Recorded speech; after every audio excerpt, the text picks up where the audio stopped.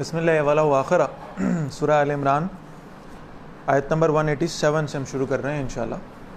اعوذ باللہ من الشیطان الرجیم وَإِذْ أَخَذَ اللَّهُ مِيثَاقَ الَّذِينَ أُوتُوا الْكِتَابَ، جب اللہ نے ان سے وعدہ لیا جنہیں کتاب دی گئی تھی، لَا تُبَيِّنُنَّهُ لِلنَّاسِ، تم ضرور اس کتاب کو واضح کرو گے لوگوں کے لیے، وَلَا تَكْتُمُونَهُ، اور تم اسے چھپاؤ گے نہیں، فَنَبَذُوهُ وَرَاءَ ظُهُورِهِمْ، انہوں نے اس کتاب کو اپنی پیٹھ پیچھے ڈال دیا، اس کتاب کی طرف توجہ چھوڑ دی، اسے پڑھنا چھوڑ دیا، اس پر عمل کرنا چھوڑ دیا، وَاشْتَرَوْا بِهِ ثَمَنًا قَلِيلًا، اور اس کے بدلے تھوڑی سی قیمت وصول کر لی، دنیا کا کچھ حصہ لے لیا، فَبِئْسَ مَا يَشْتَرُونَ، بہت برا ہے جو کچھ وہ حاصل کر رہے ہیں۔ لَا تَحْسَبَنَّ الَّذِينَ يَفْرَحُونَ بِمَا آتَوْا، ہرگز گمان نہ کرنا انہیں جو اتراتے ہیں اس پر جو انہوں نے کیا ہے، وَيُحِبُّونَ أَن يُحْمَدُوا بِمَا لَمْ يَفْعَلُوا، اور پسند کرتے ہیں کہ ان کاموں پر ان کی تعریف کی جائے جو کام انہوں نے کبھی کیے ہی نہیں ہیں۔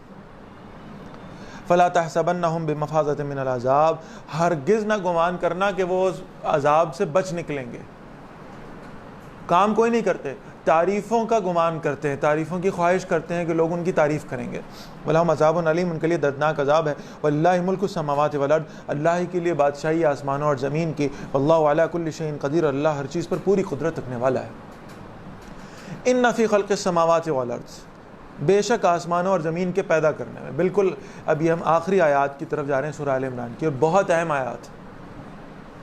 جیسے میں عرض کیا کرتا ہوں کہ تمام صورتوں کا جو لب لباب اور خلاصہ ہے وہ آپ کو ان کی آخری آیات میں ملے گا، اسی اعتبار سے ایک طویل ترین صورت اور اس کا بالکل خلاصہ جو ہے وہ آپ کو ان آیات میں نظر آئے گا۔ ان فی خلق السماوات والارض، بے شک آسمانوں اور زمین کے پیدا کرنے میں، واختلاف اللیل والنہار، اور رات اور دن کے بدلنے میں، لآیات لأولی الالباب، عقل والوں کے لیے نشانیاں موجود ہیں۔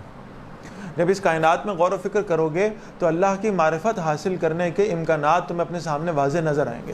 تم کائنات کی اس تخلیق میں غور کرو گے، اس دنیا کی اشیاء پر غور کرو گے تو تمہیں محسوس ہوگا کہ اللہ کے سوا ان کا خالق اور مالک اور کوئی بھی نہیں ہے۔ لیکن یہ جو نشانیاں یہ ہر ایک کو نظر نہیں آئیں گی۔ ہر تحقیق کرنے والے کو، ہر غور و فکر کرنے والے کو، ہر ڈھونڈنے والے کو یہ نشانیاں نہیں ملیں گی۔ اگر ایسا ہوتا تو آئنسٹائن سے زیادہ ریسرچ کرنے والا کون تھا، اور نیوٹن سے زیادہ غور و فکر کرنے والا کون تھا؟ ان کو یہ نشانیاں نظر نہ آئیں۔ اور سٹیفن ہاکنگ سے زیادہ انٹیلیجنٹ کون ہو سکتا ہے، لیکن نشانیاں نظر نہیں ہیں اللہ کی، بلکہ الٹا یہ کہ کسی خدا کے وجود ہی کا انکار کر بیٹھے یہ لوگ۔ یہ نشانیاں کنہیں نظر آئیں گی؟ اولو الالباب کون ہیں، عقل والے کون ہیں، ان کی ایک نشانی ہے۔ الذین یذکرون اللہ قیاما وقعودا وعلی جنوبہم، یہ وہ لوگ ہیں جو اللہ کا ذکر کرتے ہیں، کھڑے ہوئے، بیٹھے ہوئے، لیٹے ہوئے، ہر حالت میں اللہ کو یاد کرتے ہیں۔ ویتفکرون فی خلق السماوات والارض، اور آسمانوں اور زمین کی تخلیق میں غور و فکر کرنے والے ہیں۔ یہ ہے آج کے دور میں کرنے کا کام۔ ہمارے ہاں یہ ذکر و فکر کے حلقے الگ الگ ہو گئے۔ میں ہمیشہ اس پہ بہت لمبی گفتگو کیا کرتا ہوں، اس وقت موقع نہیں ہے اس سب کو دہرانے کا، لیکن بہرحال یہ بات ذہن میں رکھیے گا کہ ہمارے ہاں یہ جن لوگوں نے جو اہل ذکر ہوئے، انہوں نے کائنات میں غور و فکر، ریسرچ، ٹیکنالوجی اور سائنس کے علوم کو بالکل خیر بات کہہ دیا اور سمجھا کہ ہمارا کام صرف تسبیحات پھیرنا ہے اور ہم اسی میں رہیں گے۔ اسی طرح اصحاب فکر کا حلقہ جب الگ ہوا ہے، غور و فکر کرنے والے، اور انہوں نے یہ سوچا کہ یہ بس اللہ اللہ کرنا اور یہ نمازیں پڑھنا یہ سب ہمارا کام تو نہیں، ہم تو بہت اونچے کام میں لگے ہوئے ہیں۔ اسی سے یہ سمجھیے گا کہ ہمارے معاشرے میں یعنی دو طبقہ ہائے تعلیم الگ الگ ہوئے ہیں۔ مدرسہ الگ ہوا اور یونیورسٹی الگ ہو گئی۔ تعلیم کا لیول دونوں میں بہت اپنی جگہ شاندار ہے، لیکن یہ کمبینیشن نہیں بن سکا جو بنانا چاہا گیا تھا، جو دین کی طرف سے یہ خواہش تھی کہ یہ بنایا جائے، وہ اہل دین وہ کمبینیشن بنا نہیں سکے۔ یعنی یہ ہوا کہ اہل دین کے ہاں سائنسز کی تعلیمات کو ممنوع قرار دے دیا گیا، اور وہ لوگ جو دنیا والے تھے، دنیا دار تھے، عصری تعلیم حاصل کرنے والے تھے، انہوں نے یہ سمجھا کہ دنیا کی تعلیم حاصل کرنا یہ قطعاً ہمارا کوئی کام، دین کی تعلیم کا حاصل کرنا ہمارا کوئی کام نہیں ہے، مولویوں کا کام ہے، کرتے رہے۔ ہاں جب مسلمانوں کو عروج حاصل تھا، آپ تب کے واقعات اٹھائیے اور اسے پڑھنے کی کوشش کیجیے تو آپ کو معلوم ہوگا کہ جب آپ رازی کے واقعات پڑھیں گے اور جب آپ فارابی کو پڑھیں گے اور جب آپ اس قسم کے اور لوگ جو یعنی ابن سینا کو پڑھیں گے، معلوم ہوگا کہ یہ وہ لوگ تھے جو جہاں ایک وقت میں انتہائی عبادت گزار اور قرآن و حدیث کے علماء تھے، اسی طرح ساتھ ساتھ یہ بہترین سرجن بھی تھے، بہترین ڈاکٹر بھی تھے، بہترین انجینئرز بھی تھے۔ یعنی ایک دین کا عالم بیک وقت ڈاکٹر اور انجینئر کیوں نہیں ہو سکتا، اور ایک ڈاکٹر، انجینئر، وکیل یا بزنس مین بیک وقت قرآن و حدیث کا درس دینے والا کیوں نہیں ہو سکتا؟ یہ ایک سوالیہ نشان ہے ہمارے سامنے، جس کو ہم نے اب بالکل الگ الگ کر دیا اور ہم نے سمجھا کہ یہ دونوں کبھی جمع نہیں ہو پائیں گے۔ یہاں یہ کہا گیا کہ کائنات کی نشانیاں انہیں نظر آئیں گی، کائنات میں اللہ تعالیٰ کی معرفت حاصل کرنے کی طرف وہ لوگ جائیں گے جو ان دونوں کاموں کو بیک وقت کریں گے، اللہ کا ذکر بھی کرتے رہیں گے ہر حالت میں اور کائنات پر غور و فکر بھی کرتے رہیں گے۔ اور پھر یہ کس نتیجے پر پہنچیں گے؟ اللہ کی معرفت تک تو یہ پہنچ گئے کائنات میں غور و فکر کرنے کے بعد، اس کے بعد ایک اگلا نتیجہ ہوگا اور وہ کیا ہے؟ ربنا ما خلقت ھذا باطلا۔ وہ اس کائنات میں دیکھیں گے، انہیں معلوم ہوگا کہ اس کائنات میں عدل و انصاف پوری طرح موجود نہیں ہے۔ ایک شخص نے اگر لاکھوں لوگوں کو موت کے گھاٹ اتار دیا، ہزاروں لوگوں کو مار دیا، سینکڑوں کو مار دیا، تو اس کی سزا بھی سزائے موت ہے کہ اس کو موت دے دی جائے، اور کسی ایک شخص کا قتل کرنے پر بھی وہی سزا ہے۔ یہ تو برابر محسوس نہیں ہوتی۔ معلوم یہ ہوتا ہے کہ کوئی اور جہان ہے، کوئی اور دنیا ہے، کوئی اور ایسا میدان ہے جہاں حاضری ہوگی، جہاں پیشی ہوگی، جہاں اعمال کا حساب و کتاب ہوگا، اور جہاں پھر یہ صحیح فیصلہ کیا جائے گا۔ یعنی وہ جو عدل و انصاف کا اصل معیار ہے وہاں قائم کیا جائے گا۔ روز جزا کوئی اور ہوگا۔ یہ دنیا دارالعمل نظر آتی ہے، دارالجزا نظر نہیں آتی۔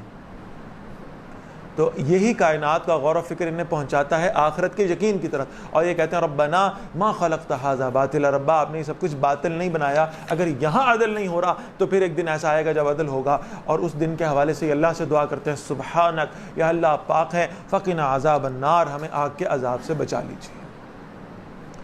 ربنا انک من تدخل النار فقد اخزیتہ، ایمان لانے والے لوگ وہ دعا کر رہے ہیں اللہ سے، یا اے ہمارے رب جسے آپ نے جہنم کی آگ میں داخل فرما دیا اسے تو آپ نے رسوا کر دیا، وما للظالمین من انصار، ظالموں کا کوئی مددگار نہیں ہو سکتا۔ ربنا اننا سمعنا منادیا ینادی للایمان۔ اب ذرا دیکھیے گا، یہ وہ لوگ ہیں جو اپنی ریسرچ سے، اپنے غور و فکر سے اللہ کی معرفت تک پہنچ گئے، اور بہرحال یہ کہ معلوم انہیں ہو گیا کہ کائنات میں کوئی خالق اور مالک ہستی موجود ہے، اور یہ وہ لوگ ہیں جنہوں نے یہ جان لیا کہ آخرت بھی ہوگی، کوئی ایسا جہان ہوگا جہاں عدل و انصاف کا نظام قائم ہوگا۔ اس کے بعد اسی فکر کی، اسی نظریے کی دعوت دی انہیں ایک شخص نے آ کر جو نبی تھے، اور نبی اکرم صلی اللہ علیہ وسلم خاتم النبیین، آپ صلی اللہ علیہ وسلم کے دنیا سے رخصت ہونے جانے کے بعد آپ صلی اللہ علیہ وسلم کی امت میں سے کوئی داعی اٹھے اور وہ یہ دعوت دے کہ اللہ اور آخرت پر ایمان لے آؤ، تو یہ پہلے ہی سے اس پر غور و فکر کر رہے تھے اور اس حقیقت تک پہنچ چکے تھے۔ تو یہ کہتے ہیں ربنا اننا سمعنا منادیا ینادی للایمان، ہے ہمارے رب ہم نے ایک پکارنے والے کو سنا جو ایمان کی طرف ہمیں آواز دے رہا تھا، اسی ایمان کی طرف جس کے لیے ہم راستہ ڈھونڈ رہے تھے، ہم اس پر کیسے ایمان لائیں، ہم کیا طریقہ اختیار کریں اس اللہ کی عبادت کا، ہم اس آخرت میں کامیاب ہونے کے لیے، جہنم سے بچنے کے لیے اور جنت کو پانے کے لیے کیا کام کریں، کیا محنت کریں۔ وہ طریقہ بتانے کے لیے انبیاء علیہ السلام تشریف لائے۔ تو ان لوگوں نے جب ان انبیاء علیہ السلام کی پکار سنی تو انہوں نے کہا ان آمنوا بربکم، وہ انبیاء ہمیں یہ کہا کرتے تھے ایمان لاؤ اپنے رب پر، فآمنا، تو ہم ایمان لے آئے، ربنا فاغفر لنا ذنوبنا، اے ہمارے رب ہمارے گناہوں کو معاف فرما، وکفر عنا سیئاتنا، اور ہماری خطائیں ہم سے دور فرما دے، وتوفنا مع الابرار، اور ہمیں نیک لوگوں کے ساتھ موت عطا فرما دے۔ ربنا وآتنا ما وعدتنا علی رسلک، ہمارے رب ہمیں وہ سب کچھ عطا فرما جس کا آپ نے ہم سے وعدہ فرمایا اپنے رسولوں کے ذریعے سے، ولا تخزنا یوم القیامہ، اور ہمیں قیامت کے روز رسوا نہ کریے گا، انک لا تخلف المیعاد، بے شک آپ وعدے کی خلاف ورزی نہیں کیا کرتے۔ فاستجاب لهم، اب جب انہوں نے اتنے یقین سے اپنے رب کو پکارا تو جواب بھی کتنا خوبصورت ہے، فاستجاب لهم ربهم، ان کے رب نے ان کی دعائیں قبول کر لی، جو کچھ ان کے رب نے ان کے رب سے مانگا گیا اللہ نے انہیں عطا فرما دیا۔ اور اللہ نے اعلان فرمایا انی لا اضیع عمل عامل منکم من ذکر او انثی، اگر مرد ہو یا عورت ہو وہ اپنے جو بھی یعنی اعمال کرے گا میں اس عمل کرنے والے کا عمل ضائع نہیں ہونے دوں گا۔ مردوں کے بھی اعمال ہیں، عورتوں کے بھی اعمال ہیں، اعمال صالحہ دونوں کے ہیں، لیکن یہ ذہن میں رکھیے گا کہ دونوں کا دائرہ کار مختلف ہے۔ مرد جو اعمال صالحہ کرے گا وہ معاشرے میں، سوسائٹی میں اوپن ہو کر کرے گا، بازاروں میں نکل کر کرے گا، لوگوں کے پاس پہنچ کر کرے گا۔ عورت کا دائرہ کار مختلف ہے، اسے اس کے گھر میں ٹھہرنے کا حکم دیا گیا، لیکن اعمال صالحہ کرنے والا چاہے مرد ہو چاہے عورت ہو، اپنے دائرہ کار میں رہ کر، اپنے دائرے سے باہر نکلنے والے نہیں، اپنے دائرہ کار میں رہتے ہوئے اعمال صالحہ پرفارم کرنے والا چاہے مرد ہو یا عورت ہو، اللہ تعالیٰ اس کے عمل کو ضائع نہیں ہونے دیں گے۔ بعضکم من بعض، تم میں سے بعض دوسروں میں سے ہیں، فالذین ہاجروا، پھر جن لوگوں نے ہجرت کی، واخرجوا من دیارہم، اور اپنے گھروں سے نکالے گئے، واوذوا فی سبیلی، اور میرے راستے میں ستائے گئے، وقاتلوا وقتلوا، اور انہیں جنگ کی اور جو قتل کیے گئے، لأکفرن عنہم سیئاتہم، میں ضرور ان سے ان کی برائیاں دور کر دوں گا، ولأدخلنہم جنات تجری من تحتہا الانہار، اور میں انہیں ان باغات میں داخل کروں گا جن کے نیچے نہریں بہتی ہیں، ثوابا من عند اللہ، یہ اللہ کے پاس ان کا بدلہ ہے، واللہ عندہ حسن الثواب، اور اللہ کے پاس ہی بہترین بدلہ موجود ہے۔ لا یغرنک تقلب الذین کفروا فی البلاد، نبی صلی اللہ علیہ وسلم یہ کافروں کا شہروں میں چلنا پھرنا آپ کو دھوکے میں نہ ڈال دے، آپ کہیں ان کی مروبیت میں گرفتار نہ ہو جائیں، اور یہی پیغام آج امت مسلمہ کے لیے ہے۔ کہیں ایسا نہ ہو کہ کفار کی ترقی اور ان کی سائنس اور ٹیکنالوجی سے ہم مروب ہو جائیں۔ متاع قلیل، اللہ فرما رہے ہیں یہ بہت تھوڑا سا فائدہ ہے، ثم ماواہم جہنم، ان کا ٹھکانہ جہنم ہے، وبئس المہاد، اور یہ بہت برا ٹھکانہ۔ لیکن الذین اتقوا ربہم، لیکن جو اپنے رب کی نافرمانی سے بچتے رہے، لہم جنات تجری من تحتہا الانہار، ان کے لیے ایسے باغات ہیں جن کے نیچے نہریں بہتی ہیں، خالدین فیہا، ہمیشہ ان میں رہنے والے ہیں، نزلا من عند اللہ، یہ اللہ کی طرف سے ان کے لیے مہمان نوازی ہے، وما عند اللہ خیر للابرار، اور جو کچھ اللہ کے پاس ہے وہ نیک لوگوں کے لیے بہت بہتر ہے، بہت خوبصورت ہے، اللہ ہمیں ان میں شامل فرمائے۔ وَإِنَّ مِنْ أَهْلِ الْكِتَابِ لَمَن يُؤْمِنُ بِاللَّهِ، اور بے شک اہل کتاب میں سے وہ ہیں جو اللہ پر ایمان رکھتے ہیں، وَمَا أُنزِلَ إِلَيْكُمْ، اور اس کلام پر بھی جو تمہاری طرف نازل کیا گیا ہے، وَمَا أُنزِلَ إِلَيْهِمْ، اس کلام پر بھی جو ان کی طرف نازل کیا گیا، خاشعین للہ، وہ اللہ کے لیے عاجزی اختیار کرنے والے ہیں، لا یشترون بآیات اللہ ثمنا قلیلا، وہ اللہ کی آیات کے بدلے تھوڑی سی قیمت وصول کر لیتے ہیں، اولئک لہم اجرہم عند ربہم، معذرت، لا یشترون بآیات اللہ ثمنا قلیلا، وہ اللہ کی آیات کے بدلے میں تھوڑی سی قیمت وصول نہیں کیا کرتے، اولئک لہم اجرہم عند ربہم، یہی وہ لوگ ہیں جن کے لیے ان کا اجر ہے ان کے رب کے پاس، ان اللہ سریع الحساب، بے شک اللہ بہت جلد حساب کرنے والا ہے۔ اور یہ آخری آیت اور بہت خوبصورت آیت سورہ آل عمران کی، یا ایھا الذین آمنوا، اے ایمان والو، اصبروا، صبر کرو، ڈٹے رہو، استقامت اختیار کرو اللہ کے راستے میں، وصابروا، اور صبر میں بازی لے جاؤ، ایک دوسرے سے آگے نکلو، ورابطوا، اور ایک دوسرے کے ساتھ جڑ جاؤ، ربط قائم کر لو۔ وہ جو اقبال نے کہا تھا نا، فرد قائم ربط ملت سے ہے تنہا کچھ نہیں، موج ہے دریا میں اور بیرون دریا کچھ نہیں، تو یہ وہی کیفیت ہے کہ امت کے ساتھ جڑ جاؤ، امت کے ساتھ اپنا رابطہ مضبوط کر لو، صلحائے امت کے ساتھ اپنا رابطہ مضبوط کر لو گے، واتقوا اللہ، اور اللہ سے ڈرو، اللہ کا تقوی اختیار کرو۔ 4 باتیں یہاں بتائی گئی ہیں، اصبروا، صبر کرو، وصابروا، اور اس صبر میں اپنے دشمن سے آگے نکل جاؤ، ورابطوا، اور ایک دوسرے کے ساتھ جڑ جاؤ، اپنی امت کی صلحاء کے ساتھ اپنا رب مضبوط کر لو، واتقوا اللہ، اور چوتھی بات یہ کہ اللہ کا تقوی اختیار کرو، لعلکم تفلحون، تاکہ تم فلاح پا جاؤ۔ اللہ ہمیں ان 4 باتوں پر پورا عمل کرنے کی توفیق عطا فرمائے۔ یہاں الحمدللہ سورہ آل عمران مکمل ہوتی ہے، اور اب ہم سورۃ النساء کا آغاز کرنے جا رہے ہیں۔ سورۃ النساء کے حوالے سے سنن دارمی شریف میں نبی اکرم صلی اللہ علیہ وسلم کا ارشاد ہے، آپ صلی اللہ علیہ وسلم فرماتے ہیں، وَالنِّسَاءُ مُحَبِّرَةٌ، سورہ نساء قرآن مجید کو زینت اور سجاوٹ بخشنے والی، خوبصورتی دینے والی سورت ہے۔ ویسے تو پورا قرآن مجید ہی خوبصورت ہے، اس میں کوئی شک نہیں، لیکن سورۃ النساء کو خصوصاً نبی اکرم صلی اللہ علیہ وسلم نے قرآن مجید کی زینت قرار دیا، خوبصورتی قرار دیا۔ بسم اللہ الرحمن الرحیم، پہلی آیت، اور انسانی مساوات کا بہترین چارٹر، بہترین، اور یہ ذہن میں رکھیے گا کہ یو این او کے جب چارٹر کی، اور پھر اس میں جو انسانی حقوق کا خاص طور پہ جو چارٹر پاس ہوا، اس کی جب تکمیل ہوئی اور انہوں نے بڑا اس پر کریڈٹ لینے کی کوشش کی کہ ہم نے انسانی مساوات کا اور انسانی حقوق کا ایک چارٹر پاس کیا ہے، اور اس میں ہم نے سب لوگوں کو برابر قرار دیا، حالانکہ اسی یو این او کے انڈر رہنے والے ممالک جو ہیں، یونائٹڈ نیشنز کے زیر تحت جو رہتے ہیں، بہرحال یہ کہ ان کے ہاں انسانوں کی وقت برابر نہیں ہے۔ ان کے ہاں تو معاملہ یہ ہے کہ کوئی کتا بیمار پڑ جائے تو اس کے لیے باقاعدہ پیٹس کے ہاسپٹلز موجود ہیں، ڈاکٹرز موجود ہیں، لیکن مسلمانوں پر بمباری کرتے ہوئے اور انہیں شہید کرتے ہیں اور مسلمانوں کے بچوں پر ظلم ڈھاتے ہوئے وہ ذرا نہیں سوچتے۔ اس کے برعکس حقیقی انسانی مساوات کا جو چارٹر ہے وہ آپ کو سورۃ النساء کی اس پہلی آیت میں ملے گا۔ یا ایھا الناس، اے لوگو، اتقوا ربکم، اپنے رب کی نافرمانی سے بچو، الذی خلقکم من نفس واحدہ، جس نے تمہیں ایک نفس سے، ایک جان سے پیدا کیا، حضرت آدم علیہ السلام، سب انہی کی اولاد، وخلق منها زوجہا، اور پھر اسی سے اس کا جوڑا پیدا فرمایا، یعنی اما حوا سلام علیہا، وبث منہما رجالا کثیرا ونساء، اور ان دونوں میں سے بہت سے مرد اور عورتیں پھیلا دیے ہیں اللہ نے۔ انسانیت کے درجے پر یہ سب برابر ہیں، ان کے اندر مساوات موجود۔ واتقوا اللہ الذی تساءلون بہ والارحام، اور اس اللہ کی نافرمانی سے بچو جس کے نام سے تم مانگتے ہو، سوال کرتے ہو، والارحام، اور قرابت داروں کی حق تلفی سے بھی بچو، اپنے رشتہ داروں کو، اپنے رشتوں کو توڑنے سے بچو۔ ان اللہ کان علیکم رقیبا، بے شک اللہ تم پر نگران ہے۔ وآتوا الیتامی اموالہم، یتیموں کو ان کے مال عطا کر دیا کرو۔ ولا تتبدلوا الخبیث بالطیب، اور اپنی ردی چیز کو ان کی عمدہ چیز سے تبدیل نہ کرو۔ یتیموں کی کفالت تمہارے پاس آ گئی، اب ان کے پاس بہترین چیز موجود ہے، تمہارے پاس اس کے مقابلے میں ردی شے موجود ہے، ان کے لیے ردی چیز رکھ دو اور اپنے بچوں کے لیے بہترین شے استعمال کر لو، یہ نہ کیا کرو۔ ولا تاکلوا اموالہم الی اموالکم، اور ان کے مال اپنے مال سے ملا کر نہ کھاؤ، انہ کان حوبا کبیرا، بے شک یہ بہت بڑا گناہ ہے۔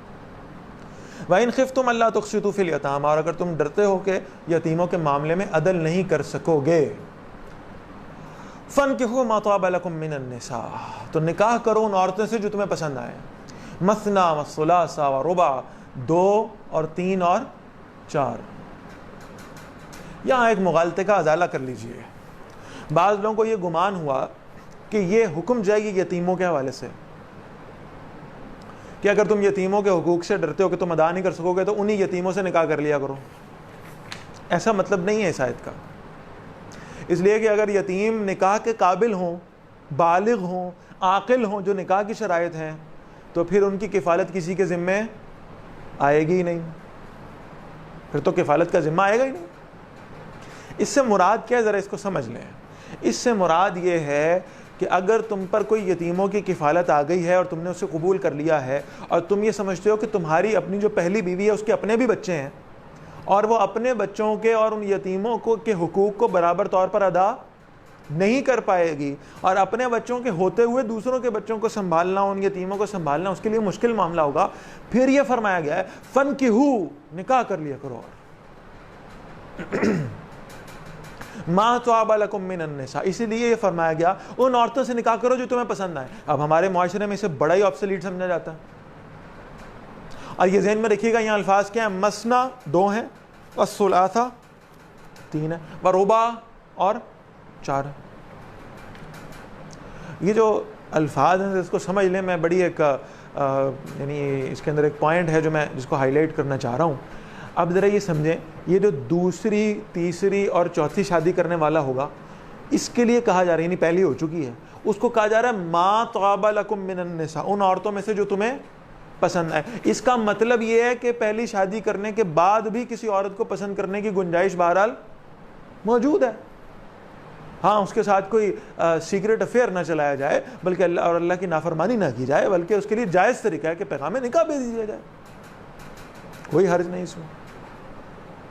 اور اس حوالے سے یہ سمجھ لیجئے گا کہ معاشرے میں جس قدر یعنی یہ معاملہ ہے کہ ایک تو خواتین کی تعداد مردوں کی نسبت بہت زیادہ ہے، پھر اسی طرح یعنی خواتین میں شرافت اور حیا مردوں کی نسبت بہت زیادہ ہے، لہٰذا یعنی مردوں کے اچھے رشتے ملنا بہت مشکل ہو گیا۔ اور پھر تیسری بات یہ سمجھ لیجیے گا کہ اس معاشرے میں طلاق یافتہ اور بیوہ عورتوں کا جو مقام ہے وہ آپ سب سمجھتے ہیں کہ ان کا کیا حال ہے، اور انہیں اڈاپٹ کرنے والا کوئی نہیں، ان کی کفالت کرنے والا کوئی نہیں، ان کا فائدہ اٹھانے والے بہت موجود ہیں، ان پر بری نظر رکھنے والے بہت موجود ہیں، لیکن حیا کے ساتھ ان کی کفالت کرنے کے لیے کوئی تیار نہیں ہوتا، اور اگر کوئی تیار ہو جائے تو بہرحال معاشرہ اس کو ایسی نظروں سے دیکھتا ہے کہ فی الامان والحفیظ، وہ جو اللہ کے رسول صلی اللہ علیہ وسلم حدیث فرماتے تھے، میں تو جب بھی اس کو پڑھتا ہوں، یہ سناتا ہوں تو میں خود لرز جاتا ہوں کہ اللہ کے نبی صلی اللہ علیہ وسلم فرماتے تھے کہ فتنوں کا دور آئے گا، نکاح مشکل کر دیا جائے گا، زنا آسان کر دیا جائے گا۔ آج کے معاشرے میں اگر کوئی زنا کر لے تو یہ سمجھا جاتا ہے کہ اچھا کوئی بات نہیں، بہرحال یہ ٹرینڈ ہے، کوئی بات نہیں، نہیں خود پہ قابو پا سکا ہوگا، کر لیا تو چلتا بھی رہے، کوئی مسئلہ نہیں۔ لیکن اس کا برعکس اگر وہ نکاح ثانی یا ثلاثہ یا رباع کی بات کرے گا تو یہ سمجھا جائے گا کہ شاید اس سے بڑا بدماش آدمی کوئی نہیں ہے معاشرے میں۔ اور اس میں دوسری طرف کو بھی ذرا ملحوظ خاطر رکھنے کی بات ہے توازن کے لیے، کہ جن مردوں کو یہ شوق ہو کہ وہ دوسری تیسری اور چوتھی شادی کریں، انہیں بھی دین کی تعلیمات باقاعدہ اہل دین کی صحبت میں بیٹھ کر حاصل کرنی چاہیے۔ اس لیے کہ حضرت حکیم الامت حضرت تھانوی صاحب رحمۃ اللہ علیہ، جنہوں نے خود 2 شادیاں کی ہوئی تھیں، وہ یہ فرماتے ہیں کہ بیویوں کے درمیان میں عدل کرنا کوئی آسان کام نہیں ہے۔ اگر آپ دینی تعلیمات سے بے بہرہ ہیں اور آپ جانتے نہیں ہیں تو آپ ان کے درمیان میں عدل و انصاف قائم نہیں کر سکتے۔ اس لیے اس کا شوق رکھنا ایک بات، پھر اس کے لیے علم حاصل کرنا ایک الگ بات ہے، اس کو سیکھنا۔ حضرت تھانوی صاحب رحمۃ اللہ علیہ پہ اللہ رحم فرمائے اور ان کی قبر کو منور فرمائے، انہوں نے کتاب لکھی اتنی شاندار، اس کے اندر انہوں نے باقاعدہ لکھا ہے کہ اگر کسی کا دوسری شادی کا ارادہ ہو تو اس مرد کے لیے تعلیمات کیا ہیں، پھر اس کی پہلی بیوی کے لیے تعلیمات کیا ہیں، اور جو نہیں آنے والی ہے اس کے لیے تعلیمات کیا ہیں۔ ورنہ پھر وہی معاملات ہیں کہ لوگ شادیاں کرتے ہیں، نام دین کا استعمال کرتے ہیں کہ جی دین کے لیے کر رہے ہیں، اور پیچھے غرض کوئی اپنی ہوتی ہے، اور پھر نتائج یہ نکلتے ہیں کہ گھر ٹوٹتے ہیں، ناچاکیاں پیدا ہوتی ہیں، اس لیے کہ باقاعدہ انہوں نے اس بات کی تعلیم ہی حاصل نہیں کی کہ دین اس بارے میں کیسے ہدایات فراہم کرتا ہے کہ اگر آپ کے گھر میں ایک سے زیادہ بیویاں موجود ہیں تو آپ نے ان کے مابین عدل کیسے کرنا ہے، اور خود رسول اللہ صلی اللہ علیہ وسلم نے وہ عدل کیسے قائم کر کے دکھایا ہے۔ اس کی تعلیم حاصل کرنا، اسے اہل دین سے سیکھنا بہت ضروری ہے۔ بلکہ یہ تو میں آپ سے دوسری تیسری چوتھی شادی کی بات کر رہا ہوں جو شاید سب نے کرنی بھی نہ ہو، فرض تو نہیں ہے۔ میں یہ عرض کرتا ہوں کہ پہلی شادی کرنے کے لیے بھی اس شادی کو کیسے نبھانا ہے، اس کے لیے بھی دین کی تعلیمات حاصل کرنا اہل دین کے پاس بیٹھ کر بہت ضروری ہے، بہت ضروری۔ دین کیا تعلیمات دیتا ہے، ایک شوہر نے اپنی بیوی سے کیسے بیہیو کرنا ہے، ایک بیوی نے اپنے شوہر سے کیسے بیہیو کرنا ہے، کیا ہمیں معلوم ہے کہ قرآن و سنت کی روشنی میں ہمارے لیے کیا تعلیمات، اس کے اندر کیا ہدایات پوشیدہ ہیں۔ ان کو سیکھنا بہت امپورٹنٹ، اللہ ہمیں اس کی توفیق عطا فرمائے۔ فرمایا فَإِنْ خِفْتُمْ أَلَّا تَعْدِلُوا، اگر تم ڈرتے ہو کہ تم عدل نہیں کر سکو گے زیادہ بیویوں کے مابین، فَوَاحِدَةً، تو پھر تمہارے لیے ایک ہی کافی ہے، اَوْ مَا مَلَكَتْ أَيْمَانُكُمْ، یا وہ جو تمہاری لونڈیاں موجود ہیں۔ اس لیے کہ ذہن میں رکھیے گا اللہ تعالیٰ نے مرد کے دل میں بہرحال اگر اسے 4 شادیوں کی اجازت مرحمت فرمائی ہے تو اللہ تعالیٰ نے اس کے اندر یہ وسعت بھی رکھی ہے اور اس کے دل کو مائل بھی رکھا ہے ایک سے زیادہ عورتوں کی طرف۔ اسی اعتبار سے اللہ نے انسان کی تخلیق بھی فرمائی ہے، ان میں مردوں کی پروپورشنلٹی کم کی ہے اور عورتوں کی پروپورشن کو زیادہ کیا ہے۔ اور یہ ذہن میں رکھیے گا کہ ہم اس آیت کا سہارا لے کر یہ تو کہہ دیتے ہیں کہ اگر تم ڈرتے ہو عدل کرنے سے تو پھر ایک ہی کافی، تو پھر یہ ذہن میں رکھیے گا کہ صحابہ کرام رضوان اللہ علیہم اجمعین نے میں شاید ہے تو ابو ذر غفاری رضی اللہ تعالیٰ جو انتہائی درویش اور فقراء صحابہ میں شامل تھے جنہیں دنیا سے بالکل بے رغبتی کا معاملہ تھا، ان کے علاوہ شاید ہی آپ کو کوئی مثال ایسی مل سکے جنہوں نے صرف ایک شادی کی ہو۔ باقی سب صحابہ جو ہیں وہ کثیر الازواج رکھتے تھے اور اس میں انہوں نے عدل کر کے دکھایا ہے۔ اور پھر دوسری بات یہ ہے کہ اگر فواحدتاً آپ نے پڑھنا ہے تو پھر اگلا جملہ بھی پڑھیے، اور وہ کیا ہے، او ما ملکت ایمانکم، یا وہ جو تمہاری لونڈیاں ہیں۔ اب وہ پہلی بیویاں کہتی ہیں جی نہیں دوسری شادی کی اجازت نہیں ہے، تو پھر یہ اور ڈریں آپ بدل نہیں کر سکیں گے لہٰذا آپ ایک ہی پر رہیں، تو پھر وہ پوری آیت پڑھیں نا اور اپنے مردوں کو جہاد پہ بھیجیں تاکہ وہ جہاد پر نکلیں، مسلمانوں کے علاقوں پہ مسلمان جو وہ فتح یاب ہوں، وہاں سے لونڈیاں ہیں اور یہ مرد پھر وہ لونڈیاں استعمال کر لیں، کیونکہ یہ کہا گیا ہے کہ اگر تم نے ایک شادی کرنی ہے او ما ملکت ایمانکم، تو پھر وہ لونڈیاں بھی تمہارے لیے موجود ہیں۔ ذالک ادنی الا تعولوا، یہ زیادہ قریب ہے کہ تم ایک طرف نہ جھک جاؤ۔ وآتوا النساء صدقاتهن نحلا، اور بیویوں کو ان کے مہر دو خوشی کے ساتھ۔ فإن طبن لكم عن شيء منه نفسا، پھر اگر وہ تمہارے لیے اس میں سے کوئی چیز پسند کریں، فكلوه هنيئا مريئا، تو اس میں سے بے فکر ہو کر مزے لے کر کھاؤ، یعنی وہ اس مہر میں سے خود تمہیں کچھ عطا فرما دیں تو اس میں کوئی حرج نہیں۔ ولا تعطوا السفهاء اموالكم التي جعل الله لكم قياما، اور یتیموں ناسمجھ یتیموں کو ان کے مال نہ دو جسے اللہ نے تمہارے لیے گزران کا ذریعہ بنایا ہے۔ وارزقوہم فیما وکسوہم، ان کے مال میں سے انہیں کھلاؤ بھی اور انہیں پہناؤ بھی۔ اس کا مطلب یہ ہوا کہ کوئی شخص جسے اللہ نے اتنی وسعت دی ہو کہ یتیموں کی کفالت اس کے سر آ گئی اور وہ اس اپنے مال میں سے ان یتیموں کی کفالت رکھنے کا حوصلہ بھی کرتا ہے اور وسعت بھی رکھتا ہے، تو یہ سب سے بہترین بات ہے۔ لیکن اگر وہ اتنی وسعت نہیں رکھتا کہ اپنی فیملی کے ساتھ ساتھ ان یتیموں کی ذمہ داری بھی اٹھائے اور اپنے مال ہی میں سے ان کو فیضیاب کرے، تو بہرحال جو یتیموں کا مال امانتاً موجود ہے اس مال میں سے بھی ان پر خرچ کیا جا سکتا ہے۔ وَقُولُوا لَهُمْ قَوْلًا مَعْرُوفًا، اور ان سے اچھی بات کہو. یہ نہیں ہے کہ تمہارے اپنے بچے ہیں ان کے ساتھ تو تم بہت اچھے لینینٹ ہو کے بات کر رہے ہو، اور جو یتیم ہے ان کے ساتھ تمہارا برتاؤ اچھا نہ ہو. وَابْتَلُوا الْيَتَامَى، اور آزماتے رہو یتیموں کو، حَتَّى إِذَا بَلَغُوا النِّكَاحَ، جب تک کہ وہ نکاح کی عمر کو پہنچ جائیں. فَإِنْ آنَسْتُم مِّنْهُمْ رُشْدًا، پھر تم ان میں سمجھ بوجھ پاؤ، فَادْفَعُوا إِلَيْهِمْ أَمْوَالَهُمْ، تو ان کے مال انہیں لوٹا دو. وَلَا تَأْكُلُوهَا إِسْرَافًا وَبِدَارًا أَن يَكْبَرُوا، اور ان کے مال زیادہ خرچ کرتے ہوئے جلدی جلدی نہ کھاؤ کہ وہ بڑے ہو رہے ہیں اور تمہیں وہ مال واپس کرنے پڑیں گے. وَمَنْ كَانَ غَنِيًّا، اور جو کہ مالدار ہو، ولی، ایسا ولی جو یتیموں کا بنایا گیا اور وہ مالدار بھی ہے، فَلْيَسْتَعْفِفْ، اسے چاہیے بچتا رہے، یتیموں کے مال امانتاً اپنے پاس رکھے، اپنے مال میں سے ان پر خرچ کرتا رہے. وَمَنْ كَانَ فَقِيرًا، اور جو ولی محتاج ہو، فَلْيَأْكُلْ بِالْمَعْرُوفِ، اسے چاہیے دستور کے مطابق جو ہے اس میں سے کھا سکتا ہے. فَإِذَا دَفَعْتُمْ إِلَيْهِمْ أَمْوَالَهُمْ، جب تم ان کے مال انہیں واپس لوٹاؤ، فَأَشْهِدُوا عَلَيْهِمْ، تو ان پر گواہ بنا لو. مال کا لین دین ہے اور یہ امانت تھی جو تمہارے پاس بہت عرصے سے موجود تھی، اگر تمہیں واپس لوٹا رہے ہو تو اس پر جو ہے وہ گواہ بنا لو. وَكَفَى بِاللَّهِ حَسِيبًا، اور اللہ تعالیٰ حساب لینے کے لیے بالکل کافی ہے.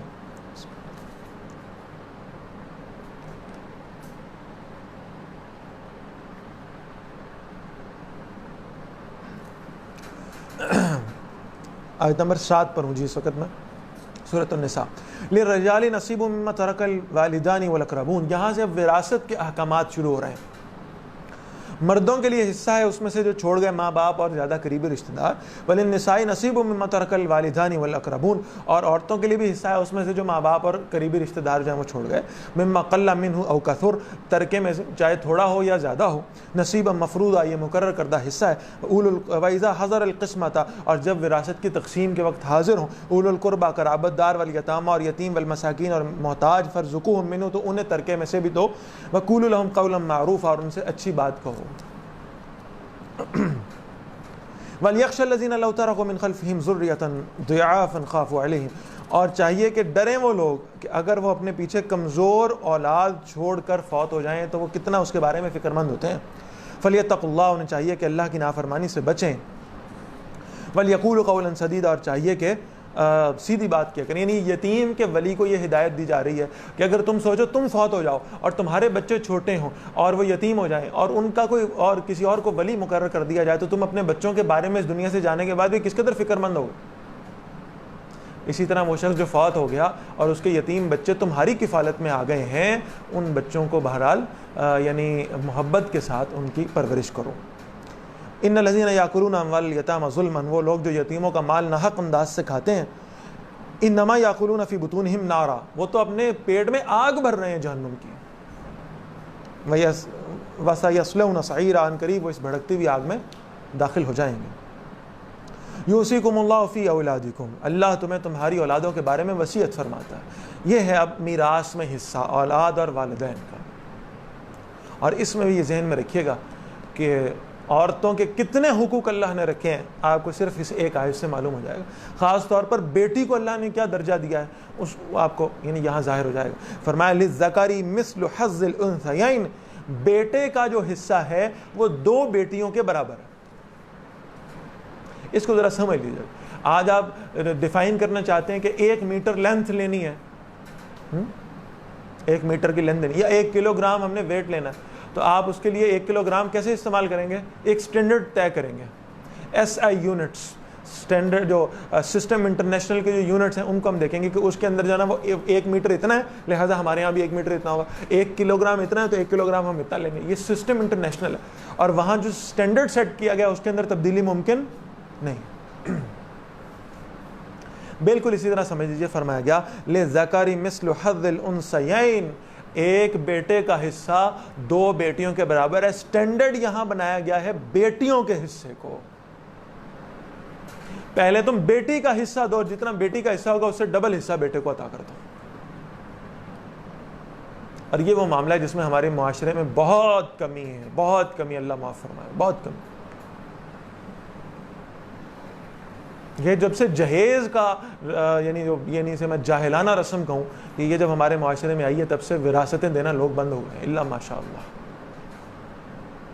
بس یہ سمجھ آتا کہ جہیز دے دیا یہی وراثت ہے.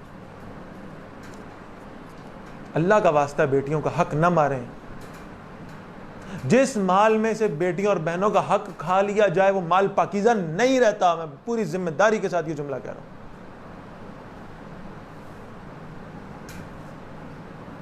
اور پھر جو یعنی بیٹے ہیں بھائی ہیں وہ بھی اپنی بہنوں سے کچھ اس انداز سے پوچھتے ہیں آپ نے حصہ لینا تو نہیں نا, آپ تو اپنے گھر میں سیٹل ہیں, آپ تو بالکل ویل آف ہیں, آپ کے پاس تو اللہ کا دیا سب کچھ موجود ہے, آپ نے حصہ لینا تو نہیں نا.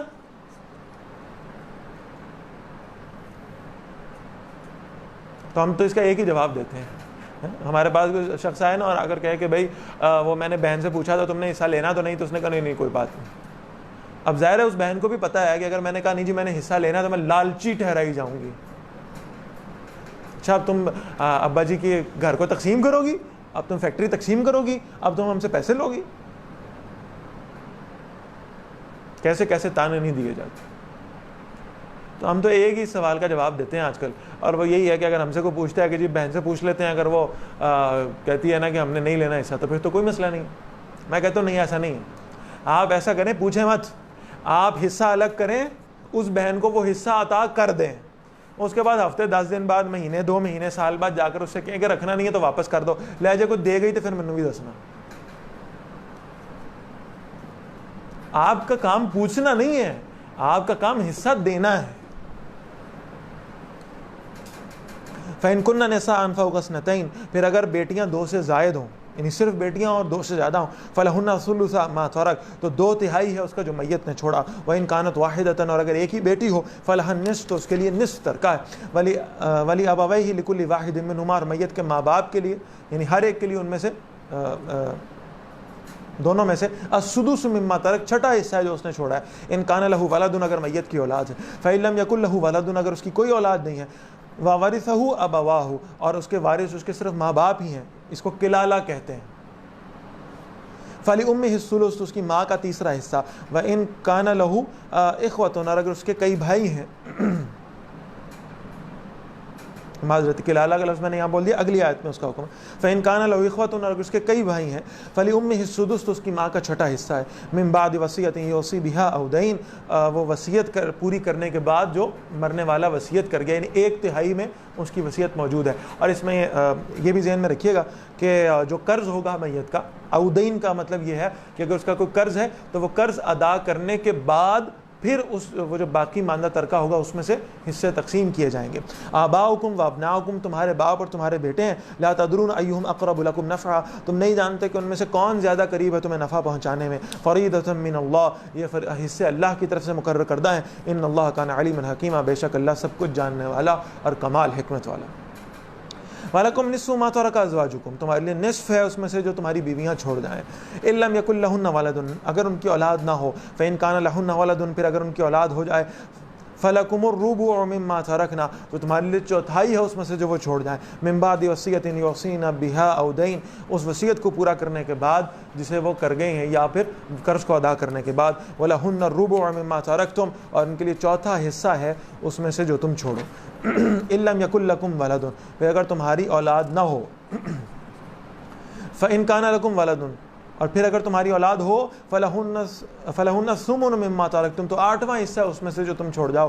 مِن بَعْدِ وَصِيَّةٍ تُوصُونَ بِهَا أَوْ دَيْنٍ, وصیت پوری کرنے کے بعد جو تم کر گئے اور قرضہ ادا کرنے کے بعد. وَإِن كَانَ رَجُلٌ يُورَثُ كَلَالَةً, اور اگر کوئی مرد ہے جس کی تقسیم کرنی ہے وراثت کی اور وہ کلالہ ہے.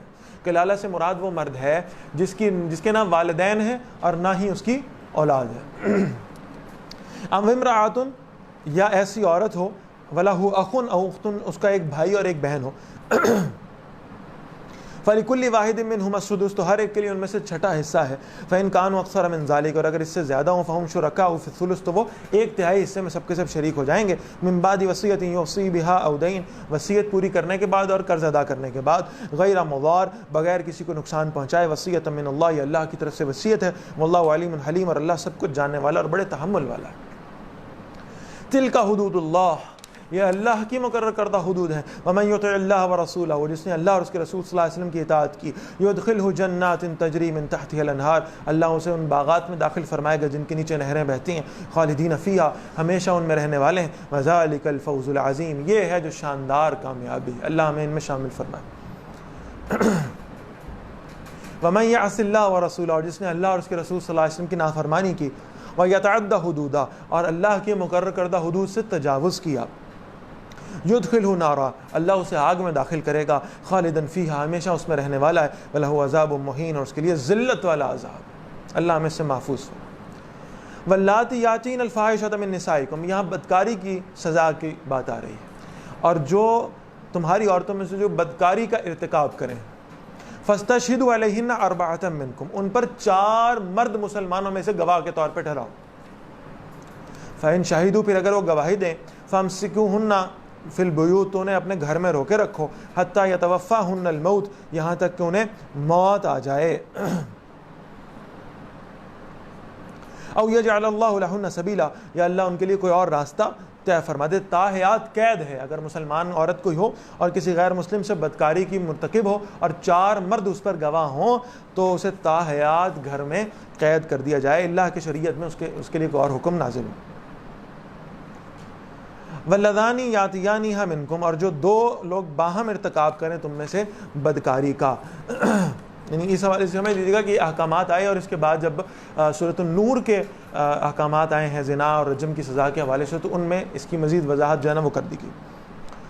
فآذوہما، ان دونوں کو اذیت دو، فإن تابا واصلحا، پھر وہ توبہ کر لیں اور اصلاح کر لیں، فأعرضوا عنہما، تو ان سے اعراض کرو، ان اللہ کان توابا رحیما، بے شک اللہ توبہ قبول فرمانے والا اور ہمیشہ رحم کرنے والا ہے۔ انما التوبۃ علی اللہ، بے شک توبہ قبول کرنا اللہ نے اپنے ذمے لیا ہے۔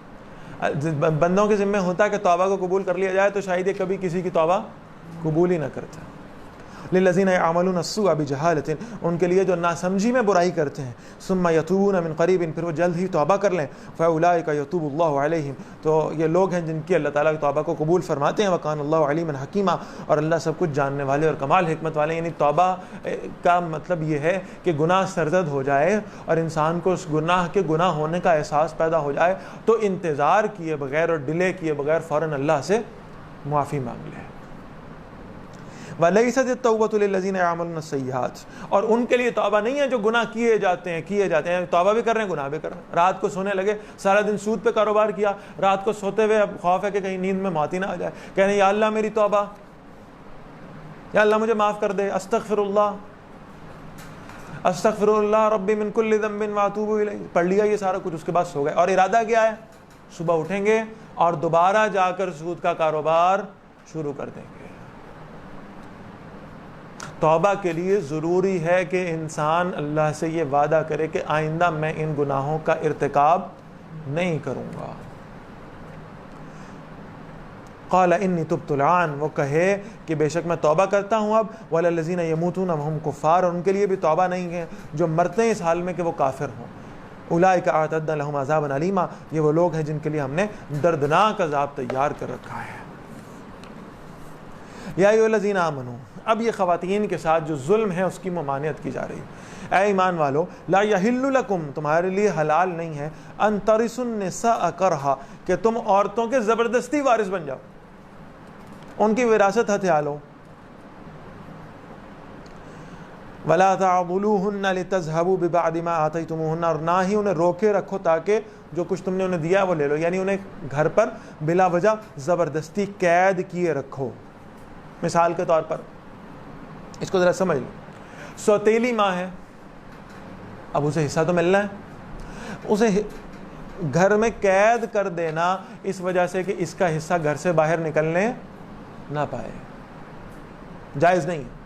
اسی طرح بہن یا بیٹی کا نکاح نہ کرنا کہ اس کو جو حصہ ملا ہے وہ گھر سے باہر نہ نکل رہا ہے، جائز نہیں۔ بیوی کو اس کی علیحدگی کی خواہش کے باوجود طلاق نہ دینا کہ وہ اپنی ملکیت کا مال لے کر چلی جائے گی، اور کسی خاتون سے زبردستی نکاح کر لینا کہ اس کے مال پر قبضہ کر لیا جائے، یہ سب کا سب جو ہے یہ ناجائز ہے، حلال نہیں ہے۔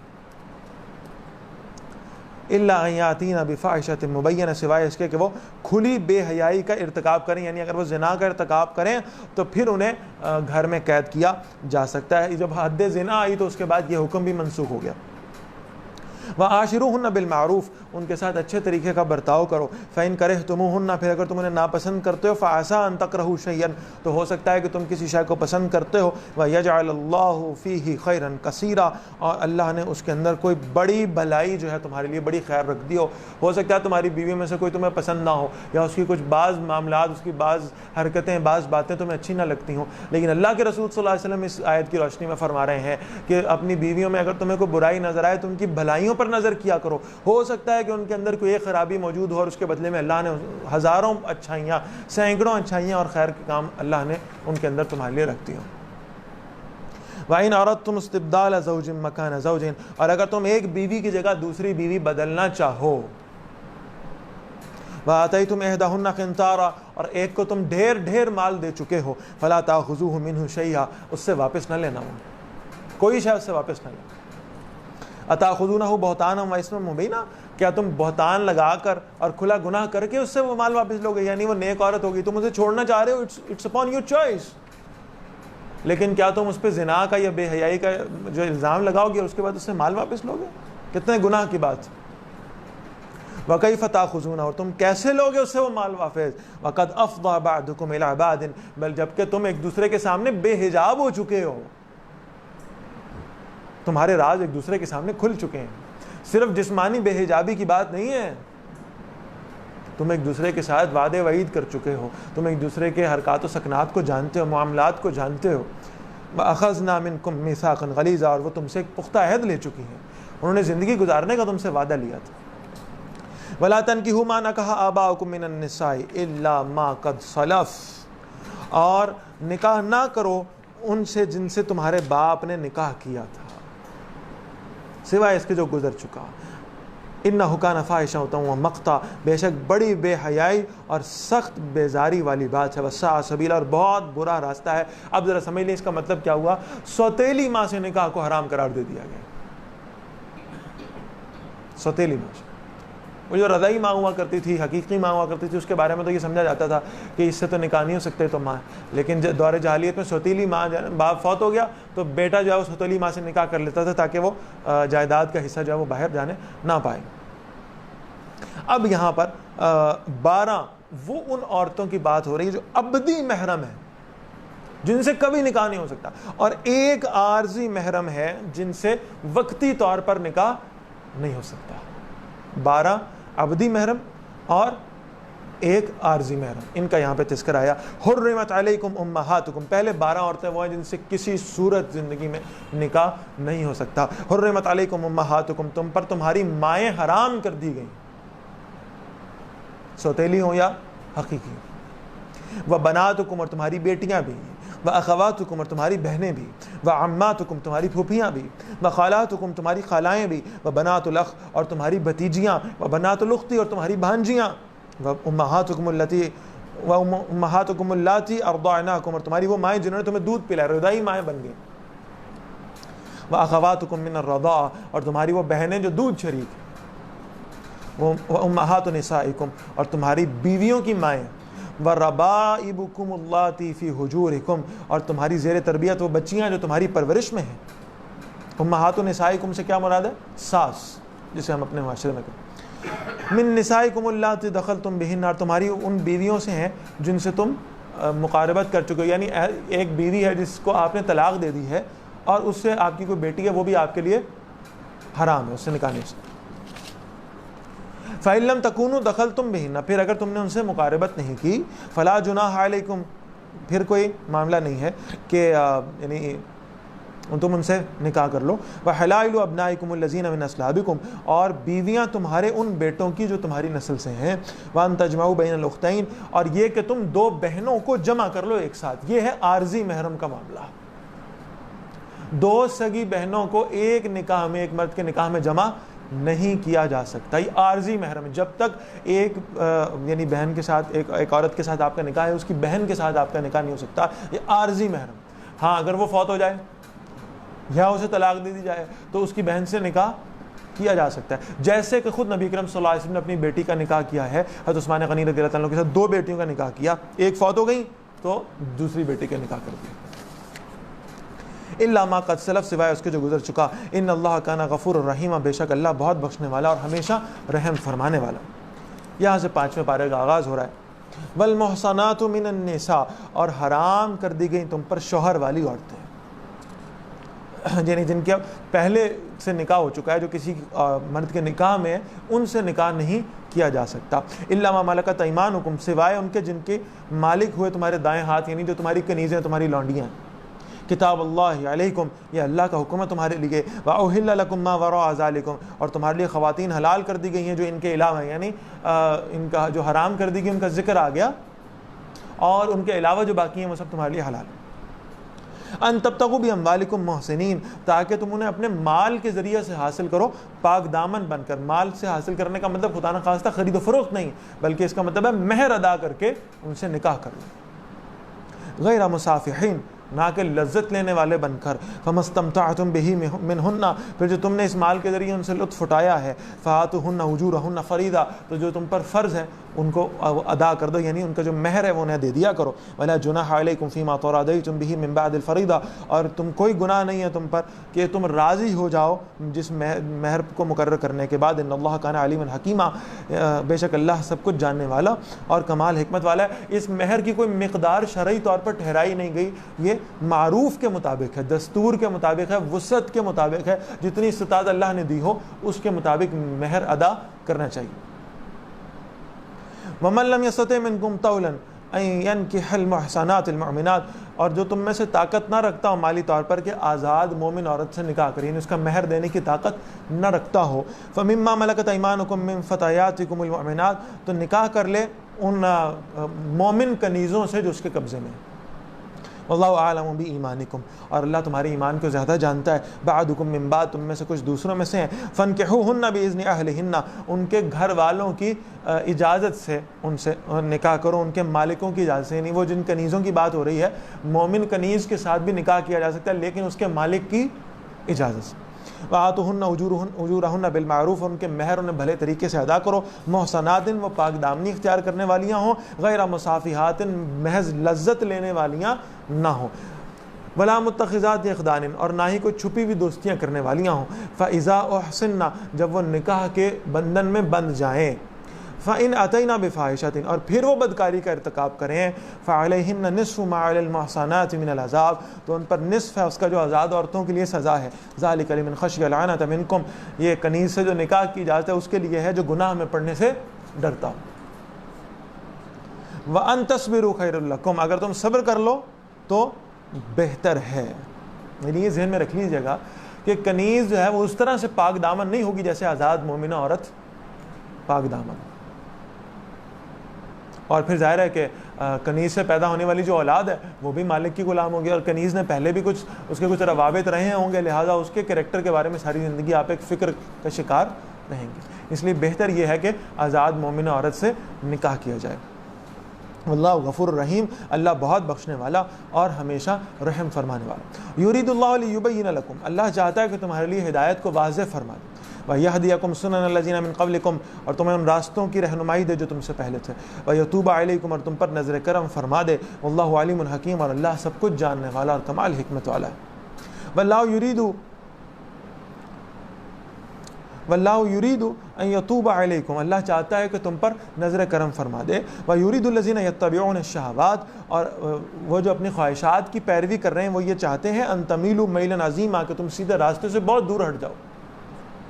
یرید اللہ ان یخفف عنکم، اللہ چاہتا ہے کہ تم سے بوجھ کو ہلکا کر دے، تم پر تخفیف کر دے۔ وخلق الانسان ضعیفا، اور انسان کو کمزور پیدا کیا گیا۔ اللہ نے جو شریعت بنائی ہے وہ انسان کی فطرت کے عین مطابق بنائی گئی ہے۔ یا ایھا الذین آمنوا، ایمان والو، لا تاکلوا اموالکم بینکم بالباطل، اپنے آپس کے مال باطل طریقے سے نہ کھایا کرو۔ الا ان تکون تجارۃ عن تراض منکم، سوائے اس کے کہ باہمی رضامندی کے ساتھ تم آپس میں تجارت کرو۔ ولا تقتلوا انفسکم، اپنے آپ کو قتل نہ کرو حرام کھا کر، اللہ کی نافرمانیاں کر کے۔ ان اللہ کان بکم رحیما، بے شک اللہ تمہارے حق میں بہت مہربان۔ ومن یفعل ذلک عدوانا وظلما، اور جس نے زیادتی اور ظلم کرتے ہوئے ایسا کیا، فسوف نصلیہ نارا، ان قریب ہم اسے آگ میں ڈال دیں گے۔ وکان ذلک علی اللہ یسیر، اور یہ اللہ پر بہت آسان۔ ان تجتنبوا کبائر ما تنہون عنہ، اگر تم ان بڑے گناہوں سے بچتے رہو، کبائر کبیرہ گناہ، اگر ان سے بچتے رہو، قتل کرنا، زنا کرنا، شرک کرنا، اگر تم کبیرہ گناہوں سے بچتے رہو تو بتقاضۂ بشریت تو تم سے غلطیاں اور کوتاہیاں ہونی ہیں، خطائیں ہونی ہیں۔ نکفر عنکم سیئاتکم، ہم تم سے تمہاری چھوٹی چھوٹی غلطیوں اور برائیوں کو دور فرما دیں گے۔ وندخلکم مدخلا کریما، ہم تمہیں بہت عزت والے مقام میں داخل فرمائیں گے۔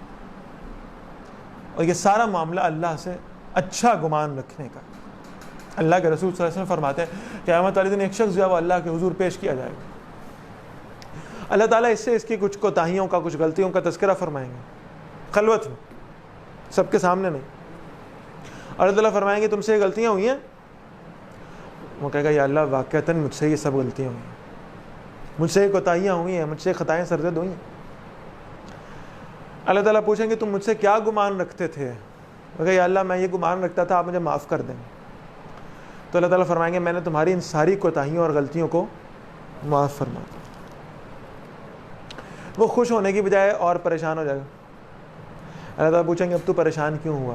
وہ عرض کرے گا یا اللہ یہ تو چھوٹی چھوٹی غلطیوں کا ذکر ہوا ہے، میرے سے کچھ بڑے گناہ بھی سرزد ہوئے تھے، میں بڑا پشیمان ہوں کہ آپ نے ان کا ذکر نہیں کیا، اور آپ کے علم میں تو ظاہر ہے وہ ہوں گے ہی۔ اللہ فرمائیں گے تو ان کے بارے میں مجھ سے کیا گمان کرتا ہوگا؟ یا اللہ آپ نے چھوٹی چھوٹی معاف کر دی ہیں، میرا گمان ہے، میرا یقین ہے آپ بڑی بڑی بھی معاف کر دیں گے۔ اللہ فرمائیں گے میں تیرے ساتھ ویسا ہوں جیسا تو نے مجھ سے گمان کیا، اور میں نے تیرے بڑے گناہ بھی معاف کر دیے۔ اللہ سے حسن ظن رکھا کریں، اللہ سے اچھا گمان رکھا، کوتاہیوں اور غلطیوں کو معاف کرنے والا اس کے سوا اور کوئی نہیں۔ وَلَا تَتَمَنَّوْا مَا فَضَلَ اللَّهُ بِهِ بَعْضَكُمْ عَلَىٰ بَعْضٍ، اور اس فضیلت کی تمنا نہ کرو جو اللہ نے تم میں سے بعض کو بعض پر دی ہے۔ حسد، ایک دوسرے سے جلنا، اللہ نے سب کو یکساں تو نہیں بنایا، اللہ نے رزق کی تقسیم کی ہے، اللہ نے صلاحیتوں کی تقسیم کی ہے۔ بھئی فلاں خطیب صاحب میرے سے زیادہ بہت اچھا خطاب کرتے ہیں، اب مجھے ان سے حسد ہونا شروع ہو جائے کہ میرا ایسا معاملہ کیوں نہیں؟ فلاں شخص کے پاس بہت دولت موجود ہے اور فلاں شخص کے پاس بہت نعمتیں موجود ہیں، میرے پاس کیوں موجود نہیں؟ اور بجائے اس کے کہ میں ان کا اللہ سے سوال کروں، میں بلکہ اس شخص کے لیے بد دعائیں کرنا شروع کر دوں کہ اس سے بھی چھین لے یا اللہ۔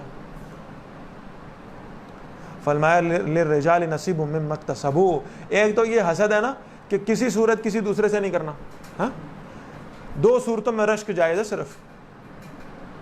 میں نے یہ حدیث سنائی تھی آپ کو، اللہ کے رسول صلی اللہ علیہ وسلم فرماتے ہیں ایک وہ شخص جسے اللہ نے مال دیا ہو اور وہ اللہ کے راستے میں دھڑا دھڑ خرچ کر رہا ہو، اس کے اوپر رشک کرنا جائز، اور ایک اس شخص پر رشک کرنا جائز ہے جسے اللہ نے قرآن کا علم دیا ہو اور وہ لوگوں کے اندر اس علم کو بانٹتا پھرتا ہو، اس پر بھی رشک کیا جا سکتا ہے کہ اللہ ہمیں ایسا بنا دے۔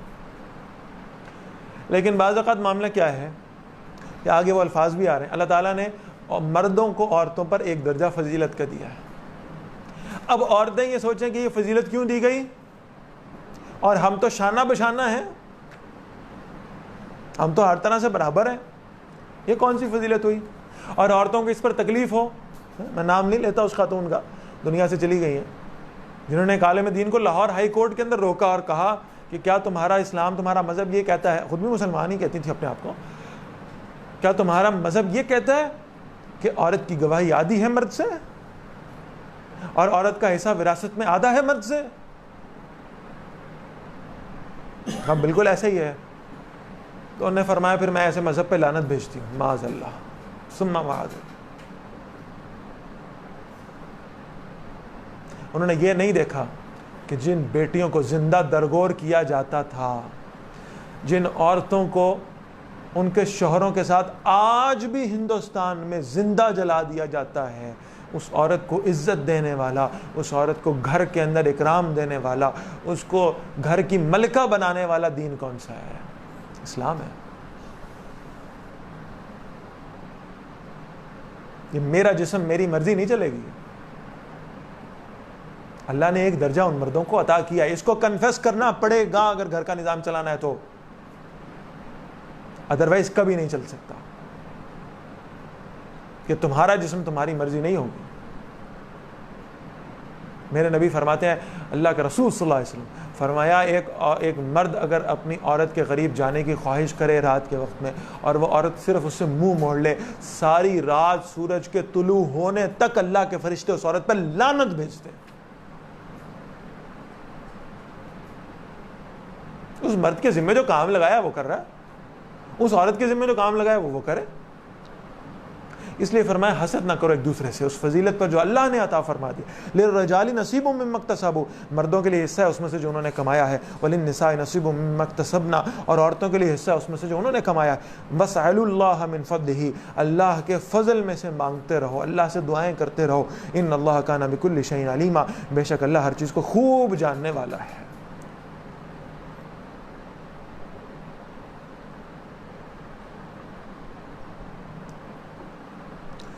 وَلِكُلٍّ جَعَلْنَا مَوَالِيَّ, اور ہر ایک کے لیے ہم نے وارث مقرر کر دیے. مِمَّا تَرَكَ الْوَالِدَانِ وَالْأَقْرَبُونَ, اس مال میں جو ماں باپ اور قریبی جو رشتہ دار ہیں وہ چھوڑ جائیں. وَالَّذِينَ عَقَدَتْ أَيْمَانُكُمْ, اور وہ لوگ جنہیں تمہارے عہد و پیمان نے پابند کر دیا ہے. فَآتُوهُمْ نَصِيبَهُمْ, انہیں ان کا حصہ دے دو. ان اللہ کان علی کل شیء شہیدا, بے شک اللہ تعالیٰ ہر چیز پر گواہ ہے. الرجال قوامون علی النساء, یہ ان چند آیات میں سے ہے جو خاص طور پر ہماری خواتین کو, چونکہ انہیں سمجھایا نہیں گیا, اس لیے انہیں ان آیات کو سنتے ہوئے بہت عجیب کیفیات کا وہ شکار ہو جاتے ہیں. الرجال قوامون علی النساء, اللہ فرما رہے ہیں مردوں کو عورتوں پر قوام بنایا گیا ہے. اور میں اگر اس کا اصطلاحی ترجمہ کروں جو ہمارے اکابر اور اسلاف نے کیا ہے نا, الرجال سے یہاں مراد صرف مرد نہیں ہے, اور النساء سے یہاں مراد صرف عورتیں نہیں ہیں. الرجال سے مراد شوہر ہیں, النساء سے مراد ان کی بیویاں ہیں, ورنہ مرد اور عورت کا اور کوئی رشتہ تو اس اعتبار کے علاوہ یعنی قوامیت کا ہو ہی نہیں سکتا. اور قوام کا مطلب ہے حکمران ہے, نگران ہے. بما فضل اللہ بعضهم علی بعض, اس لیے کہ اللہ نے ان میں سے کچھ کو دوسروں پر فضیلت دیا. مردوں کو ایک درجہ فضیلت حاصل ہے عورتوں پر. یہ وہ قرآن مجید کا حصہ میں پھر کہہ رہا ہوں کہ اس لیے کہ عورتوں کو سمجھایا نہیں گیا, انہوں نے صرف اس کا ترجمہ پڑھا اور اس کے ظاہری معنی مراد لیے, اور اس سے پھر انہیں تکلیف ہونا شروع ہو گئی کہ اللہ نے یہ حکم کیوں دے دیا ہے. معاذ اللہ, ذرا اس کو سمجھ لیں. اس مرد کے ذمے لگایا اللہ نے معاشی جدوجہد کرنا. عورت گھر میں بیٹھے آرام سے سکون سے, حالانکہ آج کی عورت کو سکون نہیں ہے اللہ ماشاءاللہ. حضور فرماتے ہیں صلی اللہ علیہ وسلم, فتنوں کا دور آئے گا, ایک مومن مرد اپنے گھر کی عورت کو ستونوں کے ساتھ باندھے گا, اور جب واپس آئے گا تو وہ عورت رسیاں توڑوا کر باہر بھاگ چکی ہوگی, گھر سے نکلنے کا شوق. لیکن قرآن کیا کہہ رہا ہے, وَقَرْنَ فِي بُيُوتِكُنَّ, تم رہو گھروں کے اندر, تم گھر کی ملکہ ہو. اس مرد کے ذمے ہے پوری معاشی جد و جہد کرنا. اسی لیے آگے فرمایا کہ جو اللہ نے فضیلت دی ہے مردوں کو, وَبِمَا أَنفَقُوا مِنْ أَمْوَالِهِمْ, وہ اپنے مال میں سے خرچ کرتے ہیں. مال کمانا ان کی ذمہ داری ہے, ضروریات گھر کی پوری کرنا ان کی ذمہ داری. وہ باہر جائیں, وہ مشقت کریں, وہ محنت کریں, وہ مال کمائیں اور لا کر اپنے گھر میں پیش کریں. اور کتنی عزت دی ہے اللہ نے عورت کو. میں کبھی کبھی حیران ہوتا ہوں, واقعی جو نبی صلی اللہ علیہ وسلم نے فرمایا تھا ناقص العقل ہوا کرتی ہیں عورتیں, واقعی محسوس ہوتا ہے. اس عورت کو اللہ کہہ رہے ہیں تم گھر میں رہو, وہ مرد لا کے تمہیں سرو کرے, اور اس کے بدلے میں تم نے کیا کرنا ہے, اس ایک مرد کو سرو کرنا. وہ گھر آئے سارے دن کا تھکا ہارا, مشقت کر کے محنت کر کے وہ گھر آئے, تمہارا کام کیا ہے, ایک ٹرے میں پانی کا گلاس لو, سے جا کے پانی پیش کر دیا کرو, اس کے لیے کھانا بنا کر اس کے سامنے رکھ دیا کرو, اس کے کپڑے استری کر کے اس کے لیے لٹکا دیا کرو. یہی کام ہے نا. وہ عورت کہتی ہے نہیں جی sorry, I cannot serve a glass of water to my husband, but I am ready to serve a glass of water in the bus in front of 40 to 50 persons at a time. میں 50 مردوں کو ایک بس میں اور 200-300 مردوں کو ایک جہاز میں ایک وقت میں سرو کرنے کو تیار ہوں, اس ایک مرد کو سرو نہیں کر سکتی جس کو میرا شوہر بنایا گیا. اندازہ کریں ناقص العقلی کا. وہاں سرو کرنے کو تیار ہے, وہاں کسی دفتر کی ریسیپشن پر بیٹھ کر آنے والے سینکڑوں مردوں کے سامنے یسر کرنے کو تیار ہے. اپنے شوہر کے سامنے یسر کرنے کو تیار نہیں ہے. اس پر انہیں تکلیف ہے کہ اللہ نے ایسا کیوں کر دیا. بہرحال شعر تو کسی اور موقع کا تھا, لیکن میں اس آیتوں میں مجھے محسوس ہوتا ہے کہ بڑا فٹ ہو رہا ہے آج کل. وہ ایک سجدہ جسے تو گراں سمجھتا ہے, ہزار سجدوں سے دیتا ہے. ویسے تو آدمی کو نجات ہے نا شعر میں. وہ ایک سجدہ جسے تو گراں سمجھتی ہے, ہزار سجدوں سے دیتی ہے عورت کو نجات. ایک سجدہ جو اپنے مجازی خدا کے لیے ہو, وہ جھکنا جو اپنے شوہر کے لیے ہو, وہ سرو کرنا جو اپنے شوہر کے لیے ہو, وہ ہزاروں مردوں کے سامنے سرو کرنے سے بچا لیتا. وہ ایک پاکیزہ نگاہ جو شوہر کی ہے, وہ ہزاروں گندے مردوں کی نگاہ سے بہتر ہے. کاش کی عورت سمجھ جائے.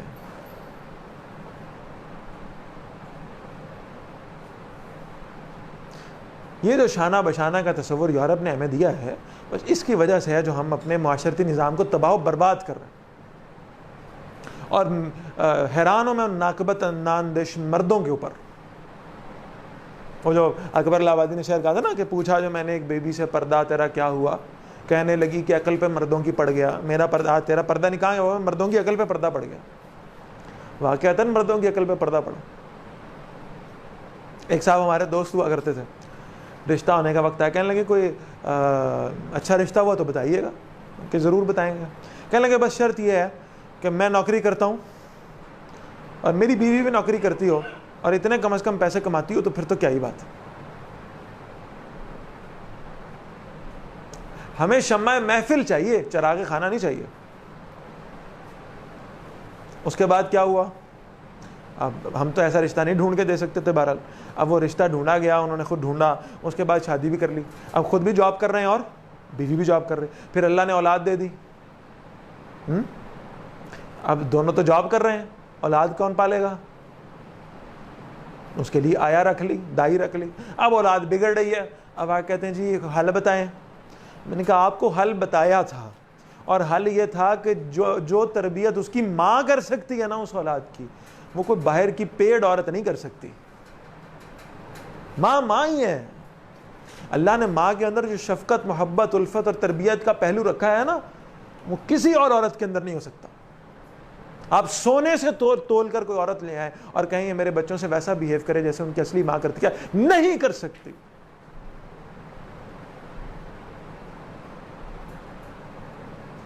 اب اولاد خراب ہو رہی ہے, اب گھر میں ناچاکیاں ہو رہی ہیں. میں نے کہا اب آپ ایسا کریں, وہ جو پیسے آپ کما رہے تھے نا, وہ پیسے چاٹ لیں بیٹھ کے.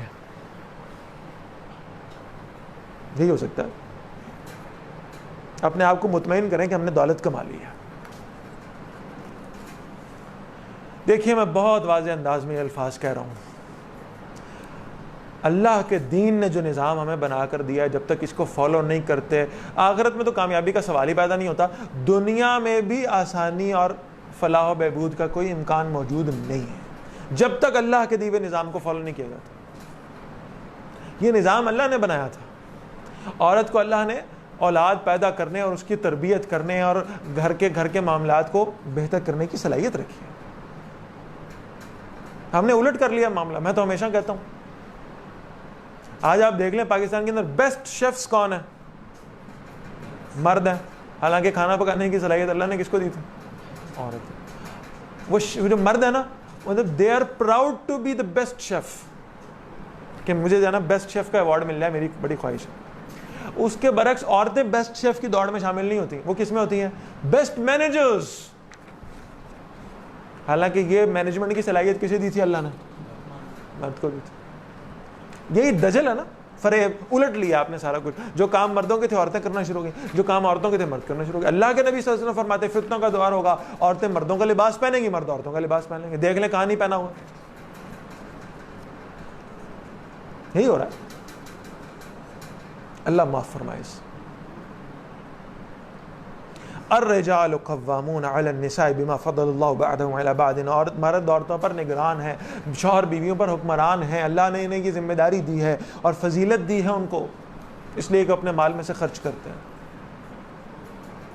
اور اس کے جو نتائج نکلے نا, اللہ تعالیٰ معاف فرمائے, جو ہم نے اس کی خلاف ورزیاں کی, اس کے جو نتائج نکلے, آپ یقین مانیے میں ایک سروے پڑھ رہا تھا اور میں نے ہمارے ایک دوست وکیل صاحب ہیں، میں نے ان سے بات کی کہ کیا ایسی چھپ گیا اخبار میں یہ بات صحیح ہے؟ انہوں نے کہا جی میں وکیل ہوں، میں عدالتوں میں ہوتا ہوں، مجھے پتا ہے ریکارڈ ٹوٹا ہے پچھلے 2 سالوں کے اندر کہ پاکستان کی تاریخ میں کبھی اتنی طلاقیں نہیں ہوئی. انہوں نے کہا بالکل درست بات ہے، صحیح ایسا ہی ہو رہا ہے. اور مجھے پوچھنا لگا ایسا کیوں ہو رہا ہے؟ میں نے کہا میں بتاتا ہوں آپ کو. باپ اپنی بیٹی کو کیوں پڑھاتا ہے؟ اس سے پوچھیں ذرا. باپ اپنی بچی کو پڑھا رہا ہے، صبح سویرے اٹھتا ہے، اس کو اسکول چھوڑنے، کالج چھوڑنے، یونیورسٹی چھوڑنے جاتا ہے، اور پھر سب کیوں پڑھا رہے ہو بھائی اس کو؟ میں عورتوں کی تعلیم کے قطعاً خلاف نہیں ہوں، اس کی تعلیم کے مقصد کے خلاف ہوں. کیوں پڑھا رہے ہو؟ ہونا یہ چاہیے تھا وہ باپ کہتا میں اپنی بیٹی کو شعور کے لیے پڑھا رہا ہوں، میں اپنی بیٹی کو اس لیے پڑھا رہا ہوں کہ اس نے ایک نسل کی تربیت کرنی ہے آگے جا کر، اس لیے پڑھا رہا ہوں. وہ کہتا نہیں اب میں اس کو پڑھا رہا ہوں اپنے پیروں پہ کھڑی ہو جائے. وہ جب اپنے پیروں پہ کھڑی ہو جاتی ہے نا، میں کیوں پڑھا رہا ہوں اپنی بیٹی کو؟ انڈیپینڈنٹ ہو جائے. جب وہ انڈیپینڈنٹ ہو جاتی ہے نا، پھر وہ اپنے شوہر کو کہتی ہے کہ خسمہ دا سر کھا، روٹی کھوانا ہے تو کھوا، نہیں تو میں اپنی کما لاؤں گی. اور پھر گھر ٹوٹتے ہیں، پھر طلاقیں ہوتی ہیں. یہ ہے اصل بربادی اس نظام کی جو ہم نے اللہ کی مخالفت کر کے لی ہے. اور اس کے برعکس میرے رسول صلی اللہ علیہ وسلم کا طرز عمل کیا تھا؟ اللہ اکبر. میں اس حدیث کو پڑھتا ہوں، اللہ کرے ہماری عورتوں کو یہ حدیث سمجھ میں آ جائے، اللہ کرے، اللہ کرے. حضور صلی اللہ علیہ وسلم کے پاس ایک شخص آیا، ذرا دیکھیے گا وہ کیا کہنے آیا اور کس جذبے سے آیا. اس نے کہا یا رسول اللہ صلی اللہ علیہ وسلم مجھے آپ سے بہت محبت ہے، بہت محبت ہے، بہت محبت ہے مجھے آپ سے، اور اتنی محبت ہے میرا دل کرتا ہے میں آپ کو سجدہ کروں. میرا دل کرتا ہے میں آپ کو سجدہ کروں، مجھے آپ سے اتنی محبت ہے، اتنی عقیدت ہے، میرا دل کرتا ہے میں آپ کو سجدہ کروں. میرے نبی نے فرمایا اللہ کی قسم اگر اللہ کے سوا کسی اور کو سجدہ کرنے کی اجازت اگر ہوتی تو بھی میں خود کو سجدہ نہ کراتا، اپنے امتیوں کو یہ نہ کہتا اپنے نبی کو سجدہ کرو، بلکہ میں بیویوں کو کہتا اپنے شوہروں کو سجدہ کیا کرے. یہ محبت، یہ عقیدت بیوی کو اپنے شوہر سے ہونی چاہیے کہ سجدہ کرنے کی نوبت تو نہ آئے کہ غیر اللہ کو سجدہ جائز نہیں ہے، لیکن بہرحال اس کے قریب قریب معاملہ پہنچ جائے تعظیماً اور عقیدتاً.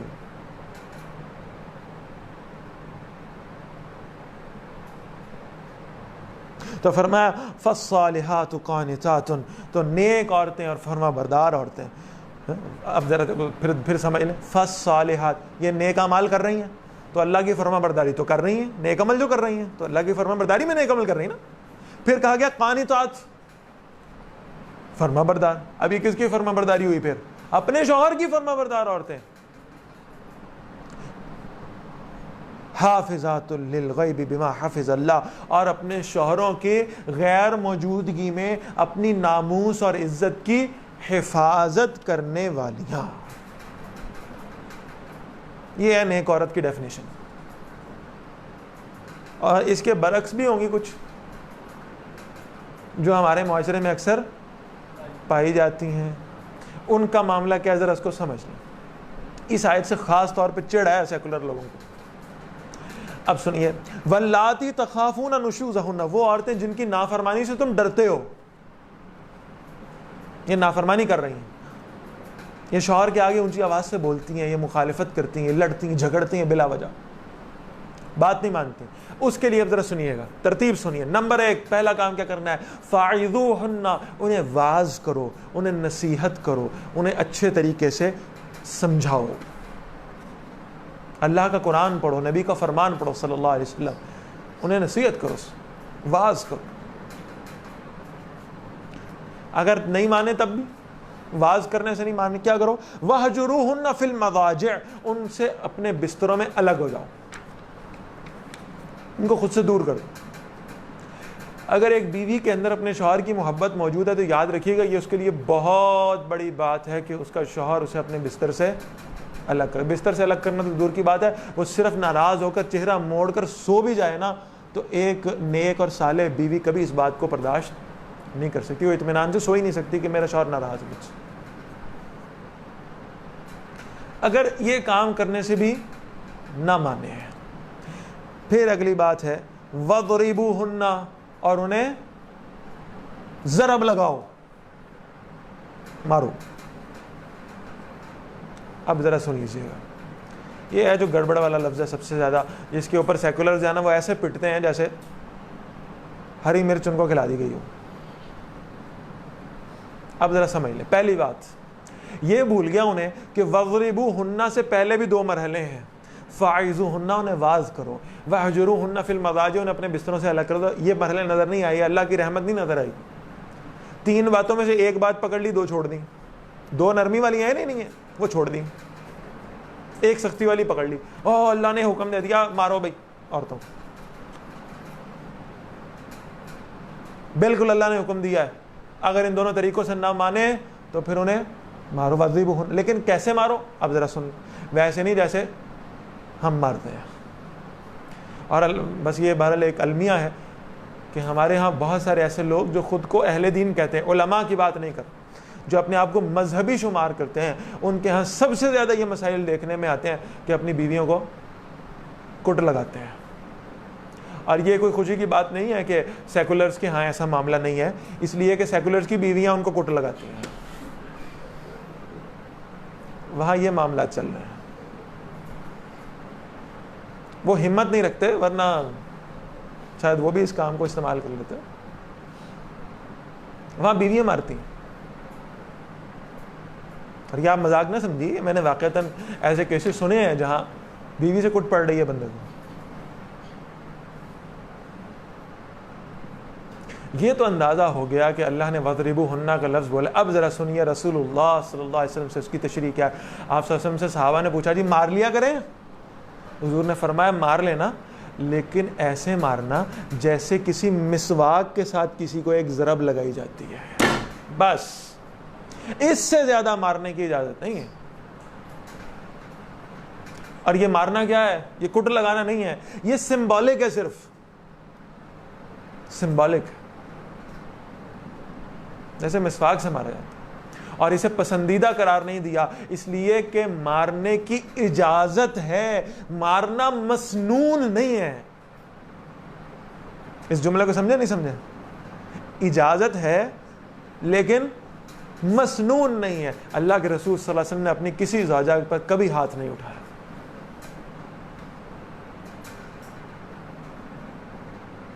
یہ ہے اسلام کا نرمی والا پہلو۔ اور اسے اگلے الفاظ سن لیجئے ذرا، اللہ کو اس عورت کا کتنا خیال ہے جس کو خود اپنا خیال نہیں ہے۔ اللہ فرما رہے ہیں اسے وَضْرِبُوهُنَّ، ایک لفظ کیا ہے وَضْرِبُوهُنَّ، اس سے پہلے یعنی 2/3 معاملات کیا ہے نرمی والے ہیں، اور 1/3 کیا ہے، ایک لفظ کا ہے وَضْرِبُوهُنَّ، انہیں مارو، اور ساتھ ہی کہہ دیا فَإِنْ أَطَعْنَكُمْ، اور اگر وہ تمہارا کہنا مان لینا فَلَا تَبْغُوا عَلَيْهِنَّ سَبِيلًا، پھر ان کے لیے کوئی اور راستہ نہ ڈھونڈنا، پھر ان پر زیادتی نہ کرنا، پھر انہیں مارنا نہ۔ یہ اللہ ہے جو اس عورت کو، اپنی اللہ کی تخلیق ہے، اللہ کی بندیاں ہیں، اللہ اس عورت پر اتنے رحم کرنے والا ہے، اس سے محبت کرنے والا ہے، اس عورت کو خود اپنے عزت کا احساس نہیں ہے۔ اللہ ماشاء اللہ، ان اللہ کان علیٰ کبیرہ، بے شک اللہ بہت بلند اور بہت بڑا ہے۔ یہ اس بلند اللہ کے سامنے، یہ اس بڑے اللہ کے سامنے، یہ اس سب سے بڑے اللہ کے سامنے سڑکوں پر نکلتی ہے اور کہتی ہے میں اللہ کی نہیں مانوں گی، میرا جسم اور میری مرضی۔ اس اللہ نے کتنی عزت دی تھی، اس اللہ نے کتنا رتبہ اور کتنا مقام دیا تھا۔ باپ کی ناراضگی میں اللہ کی ناراضگی ہے، اس میں کوئی شک نہیں، لیکن اللہ راضی ہو جاتا نہیں ہوتا، اللہ ناراض ہو کر بھی راضی ہو جاتا نہیں ہوتا۔ باپ کو بھی ناراض ہو جائے تو راضی کیا جا سکتا ہے، لیکن باپ کے پیروں تلے جنت نہیں ملے گی، ملنی ہے تو صرف ماں کے پیروں تلے ملنی۔ یہ رتبہ اللہ نے دیا ہے، اللہ کے دین نے دیا ہے۔ وَإِنْ خِفْتُمْ شِقَاقَ بَيْنِهِمَا، اور اگر تم ان دونوں کے درمیان مخالفت سے ڈرو، فَبَعْثُوا حَكَمًا مِّنْ أَهْلِهِ، تو ایک منصف مقرر کرو شوہر کے گھر والوں میں سے، وَحَكَمًا مِّنْ أَهْلِهَا، اور ایک منصف مقرر کرو بیوی کے گھر والوں میں سے۔ یعنی اگر اس سارے پروسیس کے بعد پہلی کوشش ہونی چاہیے گھر کا مسئلہ گھر کے اندر حل ہو جائے اور کسی تیسرے شخص کو انوالو کرنے کی ضرورت نہ پڑے، اور اگر کسی تیسرے کو انوالو کرنا بھی ہو تو ایک منصف ہو عورت کے گھر والوں میں سے اور ایک منصف ہو شوہر کے گھر والوں میں سے۔ ان یریدا اصلاحا، اگر وہ دونوں اصلاح کی چاہیں، یوفق اللہ بینہما، اللہ ان دونوں کے درمیان میں موافقت پیدا فرما دے گا. ان اللہ کان علیما خبیرا، بے شک اللہ سب کچھ جاننے والا اور سب خبر رکھنے والا ہے. واعبدوا اللہ، اور اللہ کی بندگی کرو، ولا تشرکوا بہ شیئا، اور اللہ کے ساتھ کسی کو شریک نہ ٹھہراؤ. وبالوالدین احسانا، اور والدین کے ساتھ حسن سلوک کرو. وبذی القربى، اور قرابت داروں کے ساتھ، والیتامى، اور یتیموں کے ساتھ، والمساکین، اور محتاجوں کے ساتھ، والجار ذی القربى، اور قرابت دار پڑوسی کے ساتھ، والجار الجنب، اور اجنبی پڑوسی کے ساتھ، والصاحب الجنب، والصاحب بالجنب، اور پاس بیٹھنے والے کے ساتھ، وابن السبیل، اور مسافروں کے ساتھ، وما ملکت ایمانکم، اور ان کے ساتھ جو تمہاری لونڈیاں ہیں، تمہاری کنیزیں اور تمہارے غلام ہیں. ان اللہ لا يحب من كان مختالا فخورا، اللہ اس شخص کو ہرگز پسند نہیں فرماتا جو اترانے والا ہو، اکڑنے والا ہو، اپنی بڑائی کرنے والا، غرور اور تکبر کرنے والا، وہ اللہ کو پسند نہیں.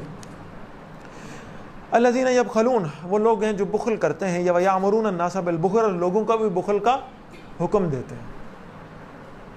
وَيَكْتُمُونَ مَا آتَاهُمُ اللَّهُ مِنْ فَضْلِهِ، اور چھپاتے ہیں اسے جو اللہ نے انہیں اپنے فضل سے عطا کیا. ہر وقت بہت سارے لوگ آپ کو سوسائٹی میں ملیں گے، سب کچھ اللہ نے دیا ہوا ہے، اس کے باوجود ہر وقت روتے ہی رہیں گے، ہر وقت اپنی مشکلیں لوگوں کو سناتے رہیں گے، ہر وقت اپنی غریبی اور فقر کے رونے روتے رہیں گے، حالانکہ اللہ نے دیا ہوگا سب کچھ. اور دوسروں کو بھی کہیں گے جی عقل مندی کیا ہے، اور جی جمع کر کے رکھو، جی اکٹھا کر کے رکھو جی. اعتدنا للکافرین عذابا مہینا، ہم نے کافروں کے لیے ذلت والا عذاب تیار کر رکھا ہے. والذین ينفقون اموالهم رئاء الناس، وہ لوگ جو اپنا مال لوگوں کو دکھانے کے لیے خرچ کرتے ہیں. ولا یؤمنون باللہ ولا بالیوم الاخر، اور اللہ اور آخرت کے دن پر ایمان نہیں رکھتے. ومن یکن الشیطان له قرینا، اور جو شیطان کا ساتھی ہو جائے، فساء قرینا، کتنا برا ساتھی ہے. وَمَاذَا عَلَيْهِمْ لَوْ آمَنُوا بِاللَّهِ وَالْيَوْمِ الْآخِرِ، اور انہیں کیا ہوتا اگر وہ ایمان لے آتے اللہ اور آخرت کے دن پر. وَأَنفَقُوا مِمَّا رَزَقَهُمُ اللَّهُ، اور جو اللہ نے انہیں دیا اسے اللہ کے راستے میں خرچ کرتے. وَكَانَ اللَّهُ بِهِمْ عَلِيمًا، اور اللہ ان سے خوب واقف ہے. ان اللہ لا یظلم مثقال ذرۃ، بے شک اللہ ایک ذرے کے برابر بھی کسی پر ظلم نہیں کرتا. وَإِن تَكُ حَسَنَةً يُضَاعِفْهَا، اور اگر بھلائی ہو تو اللہ انہیں اسے کئی گنا بڑھا دیتے ہیں. وَيُعْطِي مِن لَدُنْهُ أَجْرًا عَظِيمًا، اور اللہ اپنے پاس سے شاندار بدلہ عطا فرماتے ہیں. اب یہ وہ آیت مبارکہ آ رہی ہے، اس مفہوم کی ہم آیت پہلے پڑھ آئے ہیں، لیکن اس کے باوجود اس آیت کی امپورٹنس یہاں پر بہت زیادہ ہے. اور اس کو سمجھیے گا کہ اللہ کے رسول صلی اللہ علیہ وسلم بہرحال قرآن مجید کی تلاوت کے بہترین قاری تھے. اور میں اپنے عقیدے کی بات عرض کرتا ہوں کہ ساری دنیا کے قراء مل جائیں اور مل کر اپنی تلاوت کے حسن کو کسی پیمانے میں جمع کریں، رسول اللہ صلی اللہ علیہ وسلم کی تلاوت کے حسن کے ایک ذرہ برابر بھی نہیں ہو سکتا. لیکن آپ صلی اللہ علیہ وسلم کو شوق تھا کہ جو حسن قرات کرنے والے تھے، اچھا خوبصورت قرآن پڑھنے والے تھے، آپ صلی اللہ علیہ وسلم ان صحابہ کو بلاتے تھے اور ان سے فرمائش کر کے قرآن سنا کرتے تھے. تو اسی طرح ایک صحابی کو اللہ کے رسول صلی اللہ علیہ وسلم نے بلایا، ان سے فرمائش کی کہ آپ مجھے قرآن سنائیے. وہ تلاوت کرنا شروع ہو گئے. وہ کہتے ہیں میں سر جھکا کے تلاوت کرتا جا رہا ہوں، رسول اللہ صلی اللہ علیہ وسلم کے سامنے بیٹھ کے قرآن پڑھتا جا رہا ہوں. ایک وقت آیا کہ اللہ کے رسول صلی اللہ علیہ وسلم نے کہا رک جاؤ، ٹھہر جاؤ. اور یہ آیت تھی سورۃ النساء کی آیت نمبر 41، جس پر آپ صلی اللہ علیہ وسلم نے ایسا فرمایا.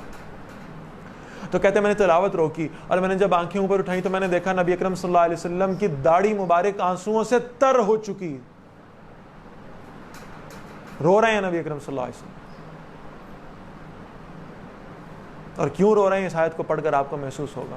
وہ نبی جو رحمت للعالمین ہیں صلی اللہ علیہ وسلم، شافع المذنبین ہیں، گناہ گاروں کی شفاعت کرنے والے ہیں، اپنی امت کے لیے دعائیں مانگنے والے ہیں، زندگی میں بھی آخرت میں بھی یا رب امتی امتی کا نعرہ لگانے والے ہیں.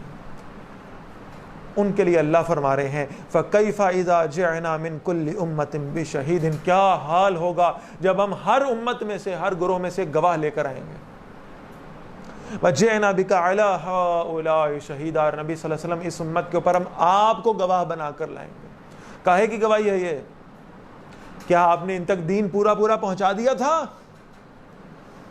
حضور صلی اللہ علیہ وسلم گواہی دیں گے جی رب العالمین میں نے پورا دن ان تک پہنچا دیا تھا. یہ گواہی اللہ کے رسول صلی اللہ علیہ وسلم خطبہ حجۃ الوداع میں دے چکے، میں نے دین تم تک پورا پہنچایا. سب نے اقرار کیا، پہنچا دیا. دین واضح ہو چکا، اب یہ رسول اللہ صلی اللہ علیہ وسلم کی گواہی کہ دین ہم تک پہنچ چکا تھا، یہ گواہی خود ہمارے خلاف جائے گی، یہ ذہن میں رکھیے گا۔ اس کا مطلب یہ ہے کہ نبی اکرم صلی اللہ علیہ وسلم اپنی ذمہ داری پوری کر چکے، اگر کہیں کمی اور کوتاہی ہوئی ہے تو اس کے ذمہ دار ہم خود ہیں۔ جس نبی صلی اللہ علیہ وسلم کی شفاعت کے ہم سب امیدوار ہیں، ان کی گواہی ہمارے خلاف چلی جائے گی۔ اور آپ صلی اللہ علیہ وسلم اس پر اتنا غمگین ہے کہ آپ صلی اللہ علیہ وسلم اس پر روتے ہیں کہ مجھے اپنی امت کے خلاف گواہی دینی پڑے گی، اور ہر گروہ میں سے ایک گواہ اٹھایا جائے گا۔ جیسے ہم میں سے آپ سمجھیے کہ اگر اٹھایا جائے اور کہا جائے کہ بھائی کوئی شخص اٹھے اور کہے جی یہ تو میرے ساتھ والے کیبن میں دفتر میں بیٹھا کرتا تھا، اور میرے ساتھ والے گھر میں رہا کرتا تھا، اور مجھ سے اس کی دوستی بھی اور ملنا جلنا بھی، اس نے تو مجھے آج تک دین کی کوئی بات نہیں بتائی۔ سیاسی گفتگویں گھنٹوں کی ہوتی تھیں، اور گھنٹوں کی اور گپ شپ بھی ہوتی تھی، اور اسفار بھی ہوتے تھے، اور سب کچھ ہوتا تھا، لیکن دین کی کوئی بات کبھی اس نے نہیں، مجھے تو بتایا ہی نہیں اس نے کہ دین یہ بھی ہے۔ وہاں اللہ مجھ سے پوچھیں گے تمہارے پاس یہ دین کا علم موجود تھا، تم نے اسے آگے پہنچایا نہیں، یہ نہیں پہنچایا، اتمام حجت کیا نہیں کی۔ وہاں اگر یہ گواہی ہو گئی میرے اعمال کے مطابق کہ یا اللہ میں نے ان تک دین پہنچا دیا تھا، میں نے انہیں دعوت دی تھی، انہوں نے نہیں مانا، اب ذمہ دار وہ خود ہے۔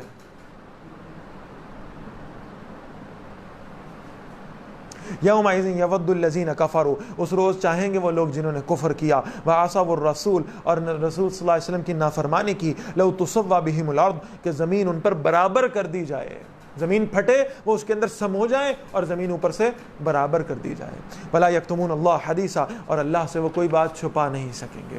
یا ایھا الذین آمنوا، یہ ہے اب شراب کی حرمت کے حوالے سے دوسرے نمبر کا حکم۔ میں نے پہلے عرض کیا تھا ایک حکم پڑھا ہے جس میں اللہ نے فرمایا تھا شراب میں فائدے بھی ہیں اور نقصان بھی ہے، لیکن نقصانات فائدوں سے کہیں زیادہ ہیں۔ یہ پہلا حکم تھا سورۃ البقرہ۔ اب یہ دوسرا حکم آ رہا ہے سورۃ النساء، دوسرا درجہ، اور اس کا جو یعنی پس منظر ہے اس کو بھی سمجھ لیں۔ حضرت عبد الرحمن بن عوف رضی اللہ عنہ، ان کو اللہ تعالیٰ نے بڑا یعنی مال عطا فرمایا تھا، وسعت عطا فرمائی تھی، انہوں نے کچھ صحابہ کی دعوت کی۔ اب اس وقت تک شراب حرام نہیں ہوئی تھی، یہ ذہن میں رکھیے، اور وہاں جو ہے وہ جیسے کھانا کھایا گیا، اور چونکہ حرام ہی نہیں تھی، بالکل جائز تھی، تو کھانا کھانے کے بعد جیسے سافٹ ڈرنک کے طور پر جو ہے وہ شراب بھی رکھی گئی، اس سے لوگوں نے لطف لیا، اور اس کے بعد وہیں نماز کا وقت ہوا تو وہیں جماعت کرا لی۔ جب جماعت کروائی ہے، غالباً حضرت علی رضی اللہ تعالیٰ کے حوالے سے آتا ہے، جب انہوں نے جماعت کروائی تو نماز پڑھتے وقت پڑھنا تھا قل یا ایھا الکافرون لا اعبد ما تعبدون، تو لا کا لفظ اس میں سے محو ہو گیا،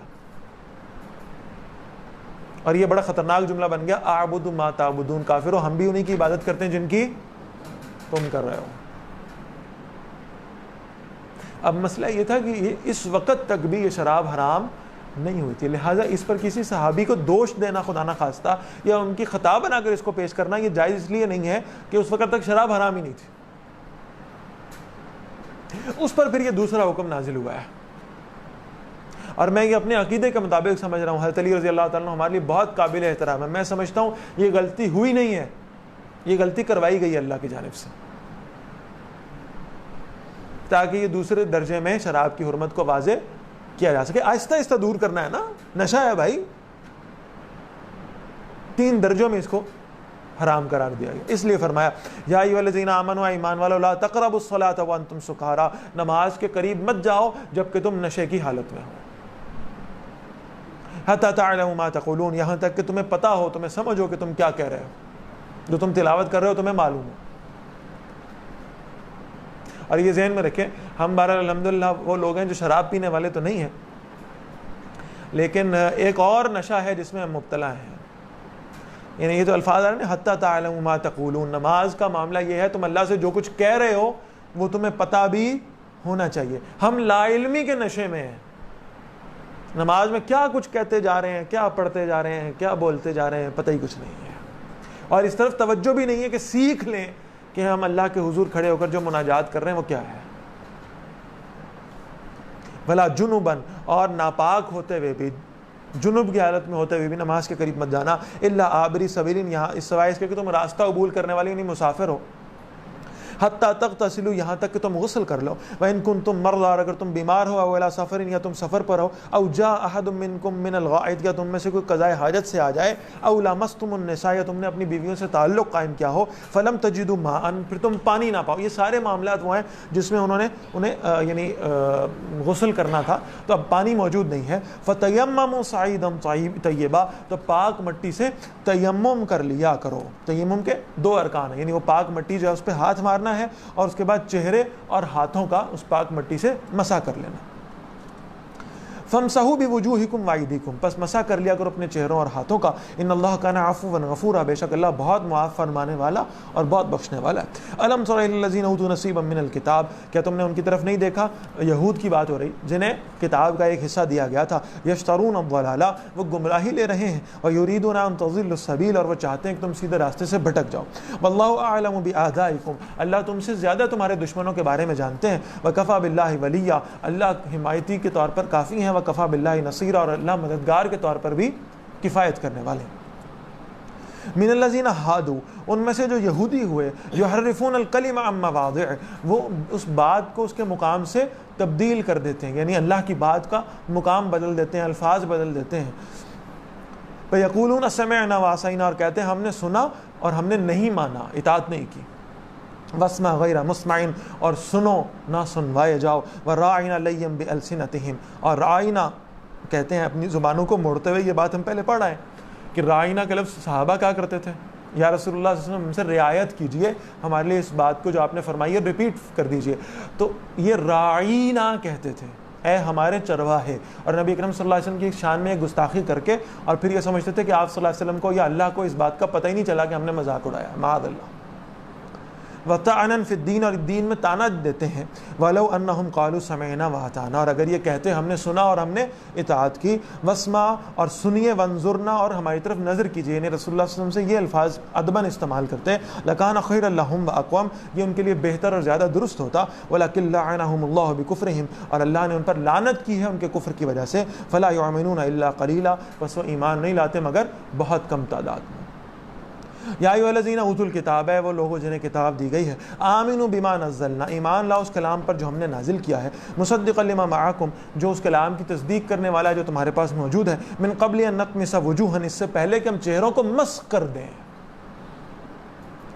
فنردها علی ادبارها، پھر ہم انہیں پشت کی طرف پھیر دیں، او نلعنہم کما لعنا اصحاب السبت، اور ہم لعنت کریں ان پر جیسے ہم نے سبت والوں پر لعنت کی، اصحاب سبت کا واقعہ بھی ہم پورا پڑھائیں۔ وکان امر اللہ مفعولا، اور اللہ کا حکم تو پورا ہو کر رہتا ہے۔ ان اللہ لا یغفر ان یشرک بہ، بہت واضح اعلان ہے، اس کو سمجھ جائیں، اللہ کسی صورت شرک کو معاف نہیں کرے گا۔ اللہ کے ساتھ کسی کو شریک ٹھہرا جائے، اس کو ہرگز ہرگز معاف نہیں کیا جائے گا۔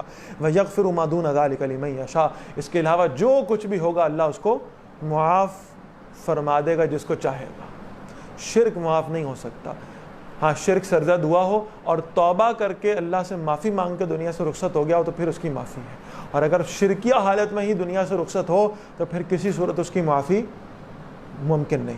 وَمَن يُشْرِكْ بِاللَّهِ، اور جس نے اللہ کے ساتھ شرک کیا، فَقَدِ افْتَرَىٰ إِثْمًا عَظِيمًا، اس نے بہت بڑے گناہ کا ارتکاب کیا۔ یہاں ایک لفظ اور سمجھ لیجیے گا، یہ جو فرمایا نا وَيَغْفِرُ مَا دُونَ ذَلِكَ لِمَن يَشَاءُ، ہم لوگ کہتے ہیں نا شرک کے علاوہ سب کچھ معاف ہونا ہی ہونا ہے، نہیں، لِمَن يَشَاءُ، جو اللہ چاہے گا وہ معاف کر دے، شرک کو اللہ کبھی معاف نہیں کرے۔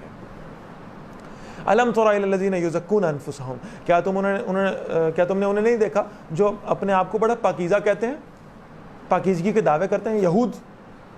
بل اللہ یزکی من یشاء، بلکہ اللہ ہی ہے جو پاک کرتا ہے جسے چاہتا ہے۔ ولا یظلمون فتیلا، اور ان پر ایک دھاگے کے برابر بھی ظلم نہیں کیا جائے گا۔ انظر کیف یفترون علی اللہ الکذب، دیکھو وہ اللہ پر کیسے جھوٹ گھڑتے ہیں۔ وکفی بہ اثما مبینا، اور یہ واضح گناہ ہونے کے لیے کافی ہے۔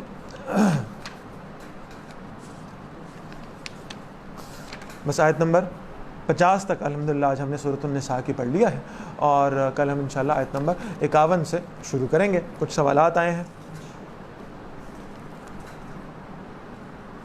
ایک شخص کے 2 بیٹے ہیں لیکن اس نے ایک بیٹے کے نام ساری جائیداد کر دی، کیا یہی صحیح ہے یا اولاد کیسے بھی ہو حصہ برابر تقسیم کرنا چاہیے؟ بھائی یہ ذہن میں رکھ لیجیے گا کہ جو جائیداد سے آگ کر دیا جاتا ہے یہ سب کچھ وراثت اللہ کے حکم کے مطابق تقسیم ہونی ہے، اس میں کوئی شک نہیں، اور جس نے ایک بیٹے کے نام ساری جائیداد کی اس نے اللہ کا حکم توڑا ہے، مناسب نہیں۔ دوسرا سوال ہے غزوہ احد میں کتنے کفار ہلاک ہوئے؟ مسلمانوں کی شہادتیں ہوئی تھی تقریباً 70، اور کفار کی ہلاکتیں کچھ 27 یا 28 لکھی گئی ہیں سیرت کی کتابوں کے اندر۔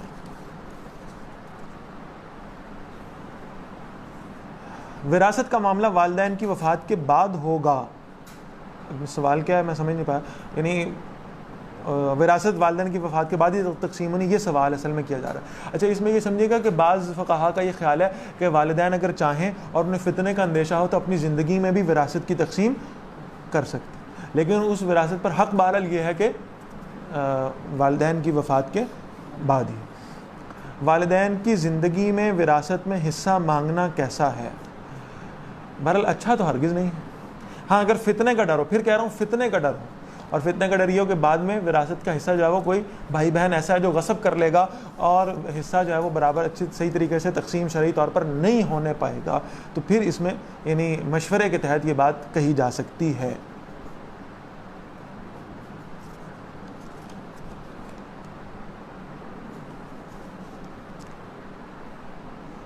اچھا جی، وَقَرْنَ فِي بُيُوتِكُنَّ یہ آیت ہے، خواتین کو نوکری نہیں کرنی چاہیے، پھر ٹیچنگ اور باقی ایسے شعبے جہاں ان کی ضرورت ہے اور کر بھی رہی ہیں، تو اس کے بارے میں کیا کہتے ہیں؟ اچھا جی، اس کو ذرا سمجھ لیجیے گا تھوڑا سا مسئلہ اس میں دیکھیں، ہیومینٹی کو سرو کرنا بھی خواتین کا کام ہے، بعض چیزیں ایسی ہیں جہاں خواتین ہی کی ضرورت ہے، مثال کے طور پر خواتین کے علاج معالجے کے لیے خواتین ڈاکٹرز چاہیے، بچیوں کو پڑھانے کے لیے بھی خواتین معلمات چاہیے، ٹھیک ہوگی بات؟ اس کے لیے ذرا سمجھ لیں کہ مسئلہ کیا ہے۔ پہلی بات تو یہ ہے کہ پریفر یہ کیا گیا ہے کہ وہ خواتین جو اپنی ذمہ داریوں سے عہدہ برا ہو چکی ہوں اور اپنی جوانی کا وقت گزار چکی ہوں، بہتر یہ ہے کہ وہ اس کام کو پرفارم کریں۔ مثال کے طور پر کوئی خاتون ہے، ان کے بچے بڑے ہو گئے، اب وہ اپنے بچوں کی ذمہ داری سے فارغ ہو گئیں، شوہر ان کا یا وفات پا چکا یا اگر زندہ بھی ہے مثال کے طور پر، تو شوہر کی ذمہ داریاں ان پر اس قدر نہیں ہیں اور شوہر کی اجازت ہے کہ وہ یہ کر سکتی ہیں۔ ان بزرگ خواتین کو، کیونکہ وہ میچور ہیں، اب ہم جوان لڑکیوں کو اجازت دے دیں کہ وہ گھر سے باہر جہاں مرضی جاتی پھریں اور جو مرضی کرتی پھریں، تو اس کا تو شرعی طور پہ حکم بھی نہیں ہے نا۔ تو ان خواتین کے حالت سے جو میچور ایج میں پہنچ چکی ہیں، جن کے فتنے میں پڑنے کا اندیشہ کم ہے، یا یوں کہہ لیجئے کہ جن کی وجہ سے دوسروں کے فتنے میں پڑنے کا اندیشہ کم ہے، پریفریبل یہ ہے کہ وہ یہ کام کریں گی، ٹھیک، اور وہ بھی شرعی حدود کے اندر رہتے ہوئے کریں گے۔ وہ شرعی حدود کیا ہے میں عرض کر دیتا ہوں۔ دوسری بات یہ ہے کہ اگر کہیں ایسا معاملہ ہو کہ یہ لازمی ہو جائے کہ کسی ینگ جنریشن کو بھی گھر سے باہر نکلنا پڑے، اور یعنی ایسا معاملہ ہو کہ یہ ناگزیر ہے اور اس کے بغیر گزارا نہیں ہے، اور ناگزیر میں اس ضمن میں نہیں کہہ رہا کہ بھئی میرے گھر کے خرچے نہیں پورے ہوتے تو میں بیوی کو کام میں لگا دوں، ناگزیر سے مراد یہ ہے کہ یعنی معاشرے میں ضرورت ہے، ڈاکٹر موجود نہیں ہے جی، ایک گاؤں ہے اس میں کوئی خاتون ڈاکٹر ہی نہیں ہے، اب بزرگ خاتون بھی کوئی نہیں ہے جس نے میڈیکل کیا ہوا ہو، اور وہ ایک ہی خاتون ہے جس کا جو ہے نا وہ معاملہ ہے اور اس نے جا کے عورتوں کو چیک کرنا ہے، اس کے لیے بھی یہ ذہن میں رکھیے گا یہ شرعی حدود کی پابندی لازمی ہے، استثنائی کیفیت میں بھی شرعی حدود کی پابندی لازمی ہے۔ شرعی حدود کیا ہے؟ عورت گھر سے بغیر محرم کے اکیلے باہر نہیں جا سکتی، کلیئر، یہاں تک کہ حج کے سفر پر بھی، یہ کوئی خدا نہ خواستہ گناہ کا کام ہے، حج کے سفر پر بھی بغیر محرم نہیں جا سکتے، محرم ساتھ ہونا ضروری ہے، نمبر 1۔ دوسری بات سمجھ لیں، اس کے لیے شرعی پردے کا اہتمام ضروری ہے، شرعی پردہ، اور اس شرعی پردے میں بہرحال بہت تفصیل آ جاتی ہے، اس وقت موقع نہیں ہے اس کو بیان کرنے کا، انشاءاللہ کوشش کروں گا کہ سورۃ النور میں اور سورہ احزاب میں بعض باتیں اس حوالے سے عرض کروں، لیکن اس کو میں صرف ایک ٹرمینالوجی اپنے طور پر میں اس وضع کر لی ہے میں نے آسانی کے لیے، اور وہ ٹرمینالوجی کیا ہے؟ شرعی پردہ آج کے دور کے اعتبار سے نان اٹریکٹیو شرعی پردہ، ہمارا شرعی پردہ جو ہے نا وہ عورتوں کے لباس سے زیادہ اٹریکشن کا سبب بن جاتا ہے بعض اوقات. نان اٹریکٹیو شرعی پردہ. اور تیسری بات یہ کہ جس ماحول میں جا کر اس خاتون نے کام کرنا ہے وہاں کوئی غیر محرم مرد اس کے ساتھ اس کی انٹریکشن کا امکان موجود نہ ہو. مثال کے طور پر اگر کوئی خاتون ڈاکٹر ہیں تو وہ جس کلینک میں یا جس ہاسپٹل میں ورکنگ کر رہی ہیں وہاں سب کی سب خواتین ہی ہونی چاہیے. آج بھی یورپ میں کبھی آپ دیکھیے گا میل نرس کا رواج ہے, پتہ ہے آپ کو؟ میل نرس, فیمیل نرسز علیحدہ ہیں اور میل نرسز علیحدہ ہیں. آ رہی ہے بات سمجھ نہیں آ رہی؟ ہمارے یہاں ڈاکٹرز میلز بھی ہیں اور فیمیلز بھی ہیں, لیکن نرسیں ساری صرف فیمیل ہیں. بھائی میل ڈاکٹرز کے ساتھ میل نرسز کام کریں اور فیمیل ڈاکٹرز کے ساتھ فیمیل نرسز کام کریں, کیا حرج ہے اس میں؟ پیشنٹس بھی فیمیل ہوں, مینجمنٹ بھی فیمیل ہو, اسٹاف بھی فیمیل ہو, کیا حرج ہے اس میں؟ کوئی حرج ہے؟ بالکل ہو سکتا ہے. ایک خاتون پڑھا رہی ہیں کسی یونیورسٹی میں, کالج میں, اب وہاں پڑھانے والی وہ خاتون پڑھانے والی ہیں اور پڑھنے والی سامنے کون ہونی چاہیے؟ بچیاں ہونی چاہیے. اسلام نے اختلاط مرد و زن کے نکاح کے علاوہ باقی تمام رستوں کو بند کر دیا ہے. سیدھی سیدھی بات یہ ہے. اور اس ضمن میں وہ قول یاد رکھیں جو ہمارے اکابر نے اپنی کتابوں میں لکھا ہے کہ اگر پڑھانے والا حسن بصری ہو اور پڑھنے والی رابعہ بصری ہو اور مقام بیت اللہ ہو اور یعنی پڑھایا جانے والا نصاب قرآن مجید ہو, پھر بھی جائز نہیں ہے. ایک پردہ رکھا ہے اللہ نے, ایک حد رکھی ہے اللہ نے, اس حد کو بہرحال ہمیں ہر صورت میں فالو کرنا ہی کرنا ہے. تو ان احتیاطوں کو ملحوظ خاطر رکھتے ہوئے, شرعی حدود کو ملحوظ خاطر رکھتے ہوئے یہ کام کیا جا سکتا ہے, اس میں حرج نہیں. ٹھیک ہے جی, بس یہیں پہ اختتام کرتے ہیں انشاءاللہ. 50 آیات یاد رکھیے گا سورۃ النساء کی, انشاءاللہ آیت نمبر 51 سے قلم آغاز کریں گے. اللہ میں اس کی توفیق عطا فرمائے. اقول قولی ھذا واستغفر اللہ لی ولکم ولسائر المسلمین والمسلمات. السلام علیکم ورحمۃ اللہ وبرکاتہ.